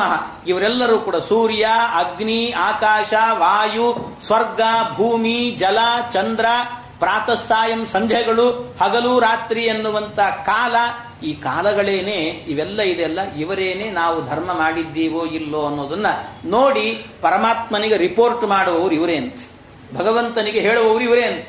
ಹಾಗಾಗಿ ಇವರೆಲ್ಲರೂ ಕೂಡ ನಾವು ಧರ್ಮಿಷ್ಠರು ಅಧರ್ಮಿಷ್ಠರು ಅನ್ನೋದನ್ನ ಇವರೇ ಹೇಳುತ್ತಾರೆ. ಏತೈರ ಧರ್ಮೋ ವಿಜ್ಞಾತಃ ಸ್ಥಾನಂ ದಂಡಸ್ಯ ಯುಜ್ಯತೆ. ಆದ್ರಿಂದ ಇದರಲ್ಲಿ ಯಾರು ಪಾಪಿಷ್ಠರು ಅಂತ ಕರೆಯಲ್ಪಡ್ತಾರೋ ಅವರನ್ನೆಲ್ಲ ದಂಡನೆ ಮಾಡೋದಕ್ಕೆ ಅಂತ ಇವರು ಬರ್ತಾರೆ, ಯಮದೂತರು ಬರ್ತಾರೆ, ಯಮದೇವರ ಆಜ್ಞೆಯಿಂದ ಬರ್ತಾರೆ ಅಂತ ಇಷ್ಟು ಹೇಳ್ತಾರೆ. ಯಾರು ಪಾಪಿಷ್ಠರಾಗಿರ್ತಾರೋ ಅವರನ್ನಾಗಬೇಕಾದ್ರೆ ನರಕಕ್ಕೆ ಕರ್ಕೊಂಡು ಸರ್ವೇ ಕ್ರಮಾನುರೋಧೇನ ದಂಡಮರ್ಹಂತಿ ಕಾರಿಣಃ ಅಂತ ಅವರೆಲ್ಲ ನರಕಕ್ಕೆ ಹೋಗಿ ಬೀಳಬೇಕು ಅಂತ. ಇದೇ ಸಂದರ್ಭದಲ್ಲಿ ಶ್ರೀಮದಾಚಾರ್ಯರು ನಿರೂಪಣೆ ಮಾಡುವಾಗ ನರಕ ಅಂತ ಹೇಳಿದಾಗ ನರಕದಲ್ಲಿ ವಿಶೇಷವನ್ನ ಹೇಳುತ್ತಾರೆ. 5 ಮುಖ್ಯವಾದಂಥ ನರಕಗಳು ಅಂತ ಎಲ್ಲ ಹಿಂದೆಲ್ಲ ಹೇಳಿದ್ದಾರೆ, ಬೇಕಾದಷ್ಟು ನರಕ ಹೇಳಿದ್ದಾರೆ. 5 ಮುಖ್ಯವಾದಂಥ ನರಕ ಅಂತ ಹೇಳುತ್ತಾ ಆ 5ರಲ್ಲಿ ಮೊದಲಿಗಿರುವಂಥ ಕೆಲವು ನರಕಗಳು ಯಾವ್ದ್ಯಾವುದು ಅಂದ್ರೆ ರೌರವ, ಮಹಾರೌರವ, ವನ್ಹಿ, ವೈತರಣಿ, ಕುಂಭೀಪಾಕ. ಇವು 5 ಮುಖ್ಯವಾಗಿರುವಂತಹ ನರಕಗಳು. ಇದಲ್ಲದೆ ಇನ್ನೆರಡಿದ್ದಾವೆ. ಇದರಲ್ಲಿ ಈ 5 ಏನಿದೆ ಮೊದಲು ಹೇಳಿರುವಂತಹದ್ದು, ಈ ನರಕಗಳೆಲ್ಲವೂ ಕೂಡ ಅನಿತ್ಯ ನರಕ ಅಂತ ಕರೀತಾರೆ. ಇವುಗಳನ್ನು ಅನಿತ್ಯ ನರಕ ಅಂತ. ಇನ್ನು ಕೆಲವಿದ್ದಾವೆ, ಯಾವುದಂದ್ರೆ ತಾಮಿಸ್ರ, ಅಂಧತಾಮಿಸ್ರ ಅಂತ 2 ನರಕಗಳಿದ್ದಾವೆ. ಇವುಗಳನ್ನು ನಿತ್ಯ ನರಕ ಅಂತ ಕರೀತಾರೆ. ಇದೊಂದು ವಿಶೇಷತೆ ಮಧ್ವ ಸಿದ್ಧಾಂತದಲ್ಲಿರುವಂತಹದ್ದು. ಕೆಲವರು ನಿತ್ಯ ನಾರಕಿಗಳಾಗ್ತಾರೆ, ಕೆಲವರಾಗಬೇಕಾದ್ರೆ ಅವರವರ ಸಾಧನೆಗೆ ಯೋಗ್ಯ ಅದು. ಅಂತೂ ಯಾರು ನಿತ್ಯ ನಾರಕಿಗಳು ಯಾರು ಏನು ಅಂತ ಗೊತ್ತಾಗೋದಿಲ್ಲ ನಮಗೆ. ಅಂತೂ ಕೆಲವು ನಿತ್ಯ ನಾರಕಿಗಳು ಅಂತಾದವರು ಒಂದು ತಾಮಿಸ್ರಕ್ಕೆ ಇಲ್ಲ ಅಂಧ ತಾಮಿಸ್ರಕ್ಕೆ ಹೋಗ್ತಾರಂತೆ. ಕೆಲವರು ಅಲ್ಪ ಸ್ವಲ್ಪ ಪಾಪ ಮಾಡಿದವರಾಗಬೇಕಾದ್ರೆ ರೌರವ, ಮಹಾರೌರವ, ವನ್ನಿ, ವೈತರಣಿ ಮೊದಲಾದಂಥ ನರಕಗಳಿಗೆ ಬೀಳ್ತಾರೆ. ಮತ್ತೆ ಅಲ್ಲಿಂದ ವಾಪಸ್ಸಾಗಿ ಭೂಮಿಗೆ ಬರ್ತಾರಂತೆ. ಹೀಗೆ ಈ ವಿಶೇಷತೆ ಎನ್ನುವಂತಹದ್ದಿದೆ ಅಂತ ಶ್ರೀಮದ್ ಆಚಾರ್ಯರು ಇಲ್ಲಿ ನಿರ್ಣಯವನ್ನು ಕೊಡುತ್ತಾರೆ. ಇಂಥ ನರಕಕ್ಕೆ ಅವರನ್ನು ಹಾಕಬೇಕು ಪಾಪಿಷ್ಟರನ್ನ ಅಂತ ಇಷ್ಟೆಲ್ಲ ಹೇಳುವಾಗ ಮನಸೈವ ಪುರೇ ದೇವ ಪೂರ್ವಂ ರೂಪಂ ವಿಪಶ್ಯತಿ ಅನುಮೀಮಾಂಸತೆ ಪೂರ್ವಂ ಮನಸಾ ಭಗವಾನಜಃ. ಈ ಜೀವ ಆಗಬೇಕಾದ್ರೆ ಹೇಗಿರುತ್ತಾನೆ ಅಂದ್ರೆ ಅವನಿಗೆ ಪಾಪ ಮಾಡಿದ್ರೂ ಕೂಡ ಕೆಲವೊಬ್ಬರಿಗೆ ಏನಾಗ್ತದಂತೆ, ಅವ್ರು ಹೇಳೋದು ಯಮದೂತರು ಹೇಳುವ ಮಾತು ನೋಡಿ ಎಷ್ಟು ಚೆನ್ನಾಗಿದೆ. ಅವ್ರು ಹೇಳ್ತಾರೆ, ಕೆಲವರು ಪಾಪ ಮಾಡ್ತಿರ್ತಾರಂತೆ, ಪಾಪ ಮಾಡಿದ್ದು ನಾನು ಪಾಪ ಮಾಡಿದ್ದೇನೆ ಅಂತಲೂ ಗೊತ್ತಾಗಲ್ಲ ಅವರಿಗೆ. ಅಷ್ಟರ ಮಟ್ಟಿಗೆ ಪಾಪ ಅಂದ್ರೆ ಪಾಪದಲ್ಲೇ ಮುಳುಗಿಬಿಟ್ಟಿರ್ತಾರೆ ಅವರು, ಪಾಪದಲ್ಲೇ ಮುಳುಗಿರ್ತಾರೆ. ಆದ್ರಿಂದ ಇದು ಪಾಪ ಅಂತಲೇ ಗೊತ್ತಾಗೋದಿಲ್ಲ ಅಂತವ್ರು, ಅಷ್ಟರ ಮಟ್ಟಿಗೆ ಪಾಪವನ್ನು ಮಾಡ್ತಾರಂತವ್ರು. ಹೇಗೆ ಅಂತ ಕೇಳಿದ್ರೆ ಅದನ್ನು ಹೇಳ್ತಾರೆ, ಯಥಾಜ್ಞಸ್ತಮಸಾ ಯುಕ್ತ ಉಪಾಸ್ತೆ ವ್ಯಕ್ತಮೇವಹಿ ನವೇದ ಪೂರ್ವಮಪರಂ ನಷ್ಟಂ ಜನ್ಮ ಸ್ಮೃತಿಸ್ತತ. ಅವನು ಮನುಷ್ಯನಾಗಿ ಹುಟ್ಟಿರ್ತಾನೆ ಒಬ್ಬ ವ್ಯಕ್ತಿ, ಇದಕ್ಕಿಂತ ಹಿಂದೆ ಒಂದು ಜನ್ಮ ಇತ್ತೋ ಇಲ್ಲ ಅವನಿಗೆ? ಇದ್ದೇ ಇತ್ತು. ಇದ್ರ ಮುಂದೆ ಒಂದು ಜನ್ಮ ಇರುತ್ತೋ ಇಲ್ವೋ? ಅದೂ ಇದ್ದೇ ಇರುತ್ತೆ. ಆದರೆ ಹಿಂದಿನ ಜನ್ಮ ಮುಂದಿನ ಜನ್ಮ ಏನಾದರೂ ಗೊತ್ತಿರುತ್ತಾ ಅವನಿಗೆ? ಈ ಜನ್ಮದಲ್ಲಿ ಏನು ಗೊತ್ತಿರಲ್ಲ. ಹೇಗೋ ಅದೇ ರೀತಿಯಲ್ಲಿ ಹಿಂದಿನ ಜನ್ಮದ ಬಗ್ಗೆ ಪರಿಕಲ್ಪನೆಯೇ ಇಲ್ಲದಂತೆ ಇರ್ತಾನೆ, ಮುಂದಿನ ಜನ್ಮದ ಬಗ್ಗೆ ಪರಿಕಲ್ಪನೆಯೇ ಇಲ್ಲದಂತೆ ಇರ್ತಾನೆ. ಹೇಗೋ ಅದೇ ರೀತಿಯಲ್ಲಿ ಈ ಜನ್ಮದಲ್ಲಿ ಆಗಬೇಕಾದ್ರೆ ಪಾಪವನ್ನ ಮಾಡುವಾಗ ಅವನಿಗೆ ಇದು ಪಾಪ ಅಲ್ಲ ಅನ್ನೋದು ಗೊತ್ತಾಗಲ್ಲ ಅಂತ, ಏನೇನೂ ಗೊತ್ತಾಗಲ್ಲ. ಆ ರೀತಿ ಪಾಪವನ್ನು ಮಾಡ್ತಿರ್ತಾನಂತೆ. ಹಾಗೆ ಯಾವ್ಯಾವುದರಿಂದ ಪಾಪ ಮಾಡುತ್ತಾನೆ ಅದನ್ನು ಹೇಳೋದು ಬಹಳ ಚೆನ್ನಾಗಿ. ಪಂಚಭಿ ಕುರುತೆ ಸ್ವಾರ್ಥಾನ್ ಪಂಚವೇದಾತ ಪಂಚಭಿಹಿ. 5ರಿಂದ 5 ಪಾಪಗಳನ್ನು ಮಾಡ್ತಾನೆ, ಮತ್ತೈದರಿಂದ 5 ಪಾಪಗಳನ್ನು ಮಾಡ್ತಾನಂತೆ. ಏಕಸ್ತು ಷೋಡಶೇಣತ್ರೀನ್ ಸ್ವಯಂ ಸಪ್ತದಶೋಷ್ಣುತೆ. ಆಮೇಲೆ 16ನೇದೊಂದಿದೆ, ಅದು ಒಂದು ಸೇರ್ತದಂತೆ. ಅದನ್ನು ಸೇರಿಸಿ ಅದು ಬಹಳ ಪಾಪಗಳನ್ನು ಮಾಡ್ತದಂತೆ, ಅದು ಬಹಳ ಪಾಪಗಳನ್ನು ಮಾಡುತ್ತದೆ. ಅಂತೂ ಕೊನೆಗೆ 17ನೇವನು ಕೊನೆಗೇನಾಗ್ತಾನಂತೆ, ನಾಶವನ್ನು ಹೊಂದ್ತಾನೆ ಅಂತ ಈ ರೀತಿ ಹೇಳ್ತಾರೆ. ಏನರ್ಥ? ಪಂಚಭಿ ಕುರುತೆ ಸ್ವಾರ್ಥಾನ್, ಒಂದೊಂದು 5 ಅಂತ ಹೇಳಿದ್ರೆ ಕರ್ಮೇಂದ್ರಿಯಗಳು 5 ಅಂತ ಅರ್ಥ. ಆ ಕರ್ಮೇಂದ್ರಿಯಗಳಿಂದ ಆಗಬೇಕಾದ್ರೆ 5 ವಿಧವಾದಂಥ ಕೆಟ್ಟ ಕೆಲಸಗಳನ್ನು ಮಾಡ್ತಾನೆ ಮನುಷ್ಯ. ಅಷ್ಟೇ ಇಲ್ಲ, ಪಂಚವೇದಾತ ಪಂಚವಿಹಿ, 5 ಇಂದ್ರಿಯಗಳಿದ್ದಾವೆ, ಮತ್ತೆ 5 ಕರ್ಮೇಂದ್ರಿಯಗಳು, ಇನ್ನು 5 ಜ್ಞಾನೇಂದ್ರಿಯಗಳು. ಆ 5 ಜ್ಞಾನೇಂದ್ರಿಯಗಳಿಂದಲೂ ಕೂಡ 5 ವಿಧವಾಗಿರುವಂಥ ವಿಷಯಗಳನ್ನ, ಅಂದ್ರೆ ಕೆಟ್ಟ ವಿಷಯಗಳನ್ನ ಅವನು ತಿಳ್ಕೊಳ್ತಾನೆ. ಆದ್ರಿಂದ ಆಮೇಲೆ 16ನೇವನು ಯಾರು ಅಂತ ಹೇಳಿದ್ರೆ, ಆ 16ನೇವನು ಅಂತ ಹೇಳಿದ್ರೆ ಮನಸ್ಸು ಅಂತ ಅರ್ಥ. ಮನಸ್ಸು, ಆ ಮನಸ್ಸು ಏನು ಮಾಡುತ್ತಂತೆ, ಮನಸ್ಸಾಗಬೇಕಾದ್ರೆ ಅದು ಮಾಡಬಾರದ ಕೆಲಸವನ್ನು ಎಲ್ಲದಕ್ಕೂ ಪ್ರೇರಣೆ ಕೊಡ್ತಿರ್ತದಂತೆ. ನಾವು ಏನು 5 ಇಂದ್ರಿಯಗಳಿಂದ ಮಾಡ್ತೇವೆ ಅದೆಲ್ಲದಕ್ಕೂ ಕೂಡ ಪ್ರೇರಕವಾಗಿ ನಿಂತಿರುವಂತಹದ್ದೇ ಮನಸ್ಸು. ಅದರಿಂದ 17ನೇವನು ಅಂತ ಹೇಳಿದ್ರೆ ಜೀವ, ಅವನೇನಾಗ್ತಾನೆ, ಹಾಳಾಗಿ ಆ ಅಂಧನ್ ತಮಸ್ಸಿಗೆ ಬೀಳ್ತಾನೆ ಅಂತ ಹೇಳ್ತಾನೆ. ಹಾಗಾಗಿ ಈ ರೀತಿ ಆಗತ್ತೆ, ಇದಾಗಬಾರದು. ಅದಕ್ಕೋಸ್ಕರ ಏನು ಮಾಡಬೇಕಂತೆ, ಸತ್ಕರ್ಮವನ್ನ ಮಾಡಬೇಕು. ಯಾವಾಗಲೂ ಕೂಡ ಸತ್ಕರ್ಮವನ್ನ ಮಾಡಬೇಕು ಅಂತ ಹೇಳಿದ್ರೆ ಹಾಗೆ ಜೀವನದಲ್ಲಾಗಬೇಕಾದ್ರೆ ಒಂದು ಕ್ಷಣವೂ ಸುಮ್ಮನೆ ಕೂಡಬಾರದು ಅಂತ ಹೇಳ್ತಾರೆ. ನಹಿ ಕಶ್ಚಿತ್ ಕ್ಷಣಮಪಿ ಜಾತು ತಿಷ್ಟತ್ಯಕರ್ಮಕೃತ್ ಅಂತ. ಅಕರ್ಮಕ ಪರಮಾತ್ಮ ಹೇಳುವಾಗ 3 ಹೇಳುತ್ತಾನೆ, 3 ವಿಧವಾದಂಥ ಜನರು ಅಂತ ಹೇಳ್ತಾರೆ.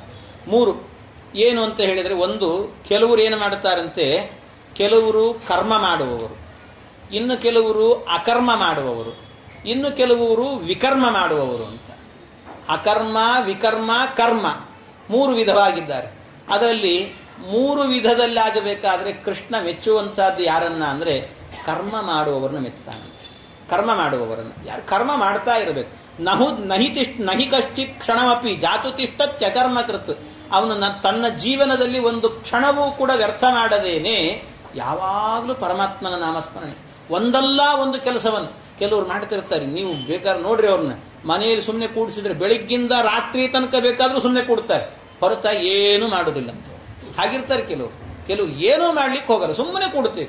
ಏನೋ ಗೊತ್ತಿಲ್ಲ, ಇವತ್ತು ಮನಸ್ಸಿಲ್ಲ ಮಾಡ್ಲಿಕ್ಕೆ, ಕೂಡೋಣ ಸುಮ್ಮನೆ ಕೂತ್ಬಿಡೋದು ಅಷ್ಟೇ, ಏನೂ ಮಾಡ್ಲಿಕ್ಕೆ ಹೋಗಲ್ಲ. ನೀವು ಹಾಗೆ ಕೂಡಿಸಿದ್ರೆ ಗೊಂಬೆ ಕೂತಿರ್ತಾರೆ ಅಷ್ಟೇ, ಹೇಳೋದಿಲ್ಲ, ಆ ಕಡೆ ಈ ಕಡೆ ವಿಚಲಿತರಾಗೋದಿಲ್ಲ, ಅಷ್ಟರ ಮಟ್ಟಿಗೆ ಇರ್ತಾರೆ. ಹಾಗೆಲ್ಲ ಕೂಡ್ತಾರೆ. ಅದನ್ನ ಆ ರೀತಿ ಮಾಡುವವರು ಕೃಷ್ಣ ಮೊದಲು ಮೆಚ್ಚೋದಿಲ್ಲಂತೆ ಅವ್ರನ್ನ. ಆದ್ರಿಂದ ಅಕರ್ಮ ಅಂದ್ರೆ ಕರ್ಮವೇ ಮಾಡೋದಿಲ್ಲ ನಾನು ಅಂತ ಕೂತ್ರೆ ನನಗೆ ಕರ್ಮನೇ ಮಾಡಲ್ಲ, ಅದರಿಂದ ಪಾಪ ಇಲ್ಲ ಅಂದ್ರೆ ನೀನೇ ದೊಡ್ಡ ಪಾಪಿಷ್ಟ ಅಂತಾನೆ ಪರಮಾತ್ಮ. ನೀನೇ ದೊಡ್ಡ ಪಾಪಿಷ್ಟ. ಆದ್ರಿಂದ ಕರ್ಮವೇ ಮಾಡದೇ ಇರೋದು ಒಂದು ತಪ್ಪು. ಆದ್ರಿಂದ ಅದು ಒಂದು ಕರ್ಮವೇ ಮಾಡದೇ ಇರುವಂತ ಒಂದು ಕರ್ಮ ಮಾಡ್ತಿದ್ದಿ, ಆದ್ರೆ ಅದು ಒಂದು ಕೆಟ್ಟ ಕರ್ಮ. ಆದ್ರಿಂದ ನೀನು ಪಾಪಿಷ್ಟ. ಇನ್ನೊಂದು ವಿಕರ್ಮ ಅಂದ್ರೆ ಕೆಟ್ಟ ಕರ್ಮವನ್ನ ಮಾಡೋದು. ಕರ್ಮ ಮಾಡ್ತಾನೆ, ಅದರಲ್ಲಿ ಕೆಟ್ಟದ್ದನ್ನೇ ಮಾಡೋದಂತ. ಆ ರೀತಿ ಮಾಡುವವನನ್ನು ಕೂಡ ನರಕಕ್ಕೆ ಕಳಿಸ್ತಾನೆ ಪರಮಾತ್ಮ. ಯಾರು ಕರ್ಮವನ್ನು ಮಾಡ್ತಾನೆ, ಕರ್ಮ ಅಂದ್ರೆ ಸುಕರ್ಮ ಅಂತ ಅರ್ಥ.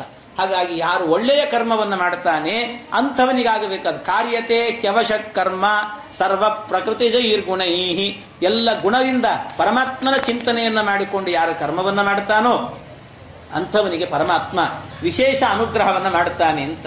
ಅಯಂಚ ಶ್ರುತ ಸಂಪನ್ನ ಶೀಲವೃತ್ತ ಗುಣಾಲಯ ಧೃತವ್ರತೋ ಮೃದುರ್ದಾಂತಹ ಸತ್ಯವಾಕ್ ಮಂತ್ರ ವಿಚ್ಯುತಿ. ಇದೆಲ್ಲ ಈ ಶಾಸ್ತ್ರಜ್ಞನಾದಂಥ ಏನು ಇವನಿದ್ದಾನೆ, ಕೊನೆ ಕಾಲದಲ್ಲಾಗಬೇಕಾದ್ರೆ ಇಂಥ ನಾಮಸ್ಮರಣೆ ಬಂತಲ್ಲ, ಆ ನಾಮಸ್ಮರಣೆ ಬಂದದ್ದರಿಂದಾಗಿ ಅವನಿಗೆ ವಿಶೇಷವಾಗಿ ಪರಮಾತ್ಮ ಅನುಗ್ರಹವನ್ನ ಮಾಡಿದ ಅಂತ ಹೇಳ್ತಾರೆ. ವಿಶೇಷವಾಗಿ ಪರಮಾತ್ಮ ಅನುಗ್ರಹ ಮಾಡಿದ. ಅವನು ನಿಜವಾಗಲೂ ಎಂಥ ತಪ್ಪು ಮಾಡಿದ್ದಾನೆ ಅಂದ್ರೆ ವಿಪ್ರಾಂ ಸ್ವಭಾರ್ಯಾಂ ಅಪ್ರೌಢಾಂ ಕುಲೇ ಮಹತಿ ಲಂಭಿತಾಂ ಅಂತ. ಆ ಅಪ್ರೌಢಳಾದಂಥ ತನ್ನ ಪತ್ನಿಯನ್ನ ಬಿಟ್ಟು ಇನ್ಯಾವುದೋ ವೇಶ್ಯೆಯ ಜೊತೆಗೆ ಸಂಸಾರವನ್ನು ಮಾಡಿದ್ದ.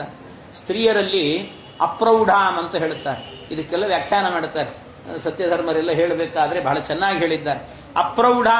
ಅಪ್ರೌಢಾಂ ಅನ್ನೋದಕ್ಕೆ ಅರ್ಥ ಏನು? ಸ್ತ್ರೀಯರಲ್ಲಿ ಕೆಲವು ಕೆಟಗರಿ ಅಂತ ಮಾಡುತ್ತಾರೆ. ಇಷ್ಟಿಷ್ಟು ವಯಸ್ಸಿದ್ರೆ ಇಂತಿಂತ ಈ ಶಬ್ದಗಳಿಂದ ಕರೀಬೇಕು ಅಂತ ಹೇಳ್ತಾರೆ. ಮೊದಲಿಗಾಗಬೇಕಾದ್ರೆ ಅವರನ್ನ 16 ವಯಸ್ಸಿನ ತನಕಲೂ ಕೂಡ, ಅಂದ್ರೆ 1ನೇ ವರ್ಷದಿಂದ ಹಿಡಿದು 16ನೇ ವಯಸ್ಸಿನ ತನಕಲೂ ಕೂಡ ಬಾಲೆ ಅಂತ ಕರಿಬೇಕಂತೆ. ಬಾಲೆ ಅಂತ. ಈ ಲಕ್ಷ್ಮೀದೇವಿ ಉದಿಸಿ ಬಂದಾಗ ಬಾಲೆ ಮಹಾಲಕ್ಷ್ಮಿ ಉದಿಸಿದಳು ಅಂತಾರಲ್ಲ, 16 ವರ್ಷದ ತರುಣಿ ಷೋಡಶಿಯಾಗಿ ಬಂದಿದ್ಲು ಅಂತ ಅರ್ಥ. ಬಾಲೆ ಅಂತ ಕರಿಬೇಕಂತೆ. ಆಮೇಲೆ 17ರಿಂದ 30 ವರ್ಷದ ತನಕಲೂ ಕೂಡ ಅವರನ್ನು ಯುವತಿ ಅಂತ ಕರಿಬೇಕಂತೆ. ಯುವತಿ ಅನ್ನೋ ಶಬ್ದದಿಂದ ಕರಿಬೇಕು. ಆಮೇಲೆ 30 ಆದ ನಂತರ 55ರವರೆಗೆ, 30ರಿಂದ 55ನೇ ವಯಸ್ಸಿನ ತನಕಲೂ ಕೂಡ ಅವರನ್ನು ಪ್ರೌಢೆ ಅಂತ ಕರಿಬೇಕಂತೆ. ಪ್ರೌಢೆ ಅಂತ ಕರೀತಾರೆ. ಆಮೇಲೆ 55 ಆದ ನಂತರ ಇನ್ನು ಪರಮಾತ್ಮನ ಪಾದ ಸೇರೋ ತನಕಲೂ ಕೂಡ ವೃದ್ಧೆ ಅಂತ ಕರಿಬೇಕಂತೆ. ಈ ರೀತಿ ಅವರನ್ನು ಅಲ್ಲಿಂದಲೇ ವೃದ್ಧ ಅನ್ನೋ ಶಬ್ದ ಬಳಸಬೇಕು ಅವರು. ಹಾಗೆ 60 ಆದ್ಮೇಲೆ ಅಂತ ತಿಳ್ಕೋಬಾರ್ದು. ಇದು ಶಾಸ್ತ್ರ ಹೇಳುವಂಥದ್ದು. ಹೀಗೆ ಅದೇ ಅವರಿಗೆ ಹೆಣ್ಣು ಮಕ್ಕಳಿಗೆ ಮಾತ್ರ ಅಲ್ಲ, ಗಂಡಸರಿಗೂ ಅನ್ವಯಿಸುತ್ತೆ, ಎಲ್ರಿಗೂ ಅನ್ವಯಿಸುತ್ತೆ. ಹೀಗೆ ಈ ರೀತಿಯಲ್ಲಿ ಒಂದೊಂದು. ಆದರೆ ಅಪ್ರೌಢಾಮ್ ಅಂತ ಹೇಳ್ತಾರೆ. ಅಪ್ರೌಢಾಮ್ ಇನ್ನೂ ಕೂಡ ಅವಳಿಗೆ 30 ಆಗಿರಲಿಲ್ಲ, 30 ದಾಟಿದೆ ಅಷ್ಟೇ. ಆ ವಯಸ್ಸಿನಂತ ಹೆಂಡತಿಯನ್ನ ಬಿಟ್ಟು ಅವನು ಬಂದಿದ್ದಾನೆ. ಆದ್ರಿಂದ ಅಪರಾಧವನ್ನ ಮಾಡಿದ್ದ. ಇಷ್ಟು ಅಪರಾಧವನ್ನ ಮಾಡಿದರೂ ಕೂಡ ಒಂದೇ ಒಂದು ಹರಿನಾಮ ಸ್ಮರಣೆ ಎನ್ನುವಂತಹದ್ದು ಅವನನ್ನು ರಕ್ಷಣೆ ಮಾಡುತ್ತಾ ಇದೆ. ಭಗವಂತನ ನಾಮಸ್ಮರಣೆ ಎನ್ನುವಂತಹದ್ದು ರಕ್ಷಣೆ ಮಾಡುತ್ತಾ ಇದೆ. ಯಾಕೆ? ಅಹೋ ಕಷ್ಟಂ ಧರ್ಮ ದೃಶಾಂ ಅಧರ್ಮ ಸ್ಪೃಶತೆ ಸತಾಂ ಯತ್ರಾದಂಡೇಶ್ವ ಪಾಪೇಶು ದಂಡೋ ಯೈರ್ದ್ರಿಯತೆ ವೃತ. ಇಷ್ಟೆಲ್ಲ ಯಮದೂತರು ಹೇಳಿದಾಗ ಅವರು ಹೇಳುತ್ತಾರೆ, ನಿಮಗಿನ್ನೂ ಸರಿಯಾಗಿ ಧರ್ಮವೇ ಗೊತ್ತಿಲ್ಲ. ಪಾಪ ಮಾಡಿದವ್ರನ್ನೆಲ್ಲ ನರಕಕ್ಕೆ ಕರ್ಕೊಂಡು ಹೋಗಬೇಕು ನಿಜ, ಆದರೆ ಯಾರು ಪಾಪ ಮಾಡಿದ್ದಾರೆ ಯಾರು ಮಾಡಿಲ್ಲ, ಯಾರು ಧರ್ಮ ಮಾಡಿದ್ದಾರೆ ಯಾರು ಅಧರ್ಮ ಮಾಡಿದ್ದಾರೆ, ಧರ್ಮವನ್ನ ತಿಳಿಯುವುದು ಅಷ್ಟು ಸುಲಭ ಅಲ್ಲ. ಧರ್ಮ ಅನ್ನೋದಿದೆಯಲ್ಲ ಬಹಳ ಸುಲಭ ಅಲ್ಲ, ಅದು ಬಹಳ ಕಷ್ಟ.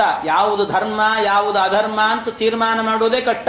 ಅದರಿಂದ ಇವನು ಕೂಡ ಹಾಗಾದ್ರೆ ಪ್ರತಿಯೊಬ್ಬರು ಅಷ್ಟೇ ಇಡೀ ಜೀವನ ಪೂರ್ತಿ ಪಾಪ ಮಾಡಿಬಿಡೋದು, ಕೊನೆಗೆ ಸಾಯೋ ಕಾಲದಲ್ಲಿ ಭಕ್ತಿಯಿಂದ ಹರಿಯಂತ ನಾಮಸ್ಮರಣೆ ಮಾಡಿ, ಹಾಗಾದ್ರೆ ಅವನು ಕೂಡ ಮೋಕ್ಷಕ್ಕೆ ಹೋಗ್ಲಿ ಅಂದ್ರೆ ಆಗ್ತದ?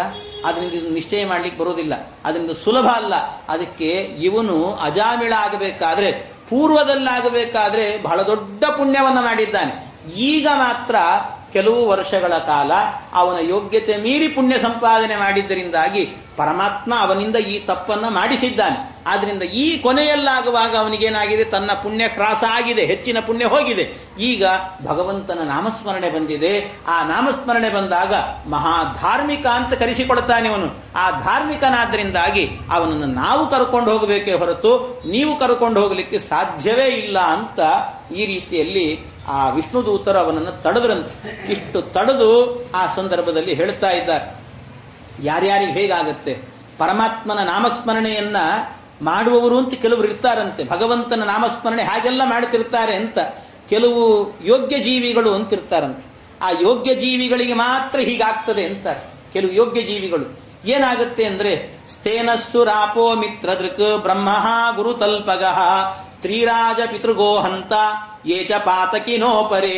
ಯಾರು ಇಂಥ ಪಾಪಗಳನ್ನು ಮಾಡಿರ್ತಾರೋ, ಕಳ್ಳತನ ಮಾಡೋದು, ಹೆಂಡ ಕುಡಿಯೋದು, ಮಿತ್ರದ್ರೋಹಿ, ಬ್ರಹ್ಮಹತ್ಯ, ಗುರುಪತ್ನಿ ಗಮನ, ಸ್ತ್ರೀ ಹತ್ಯೆ, ರಾಜಹತ್ಯೆ, ಪಿತೃಹತ್ಯೆ, ಇಂಥ ಪಾಪ ಮಾಡಿದವನಿಗೂ ಕೂಡ ಭಕ್ತಿಯಿಂದ ಹರಿನಾಮ ಸ್ಮರಣೆ ಮಾಡಿದರೆ ಅವನಿಗೆ ನರಕದಿಂದ ಪಾರಾಗ್ತಾನೆ ಅಂತ ಹೇಳ್ತಾರೆ. ಇಂಥ ಪಾಪಿಷ್ಟನಿಗೂ ಕೂಡ.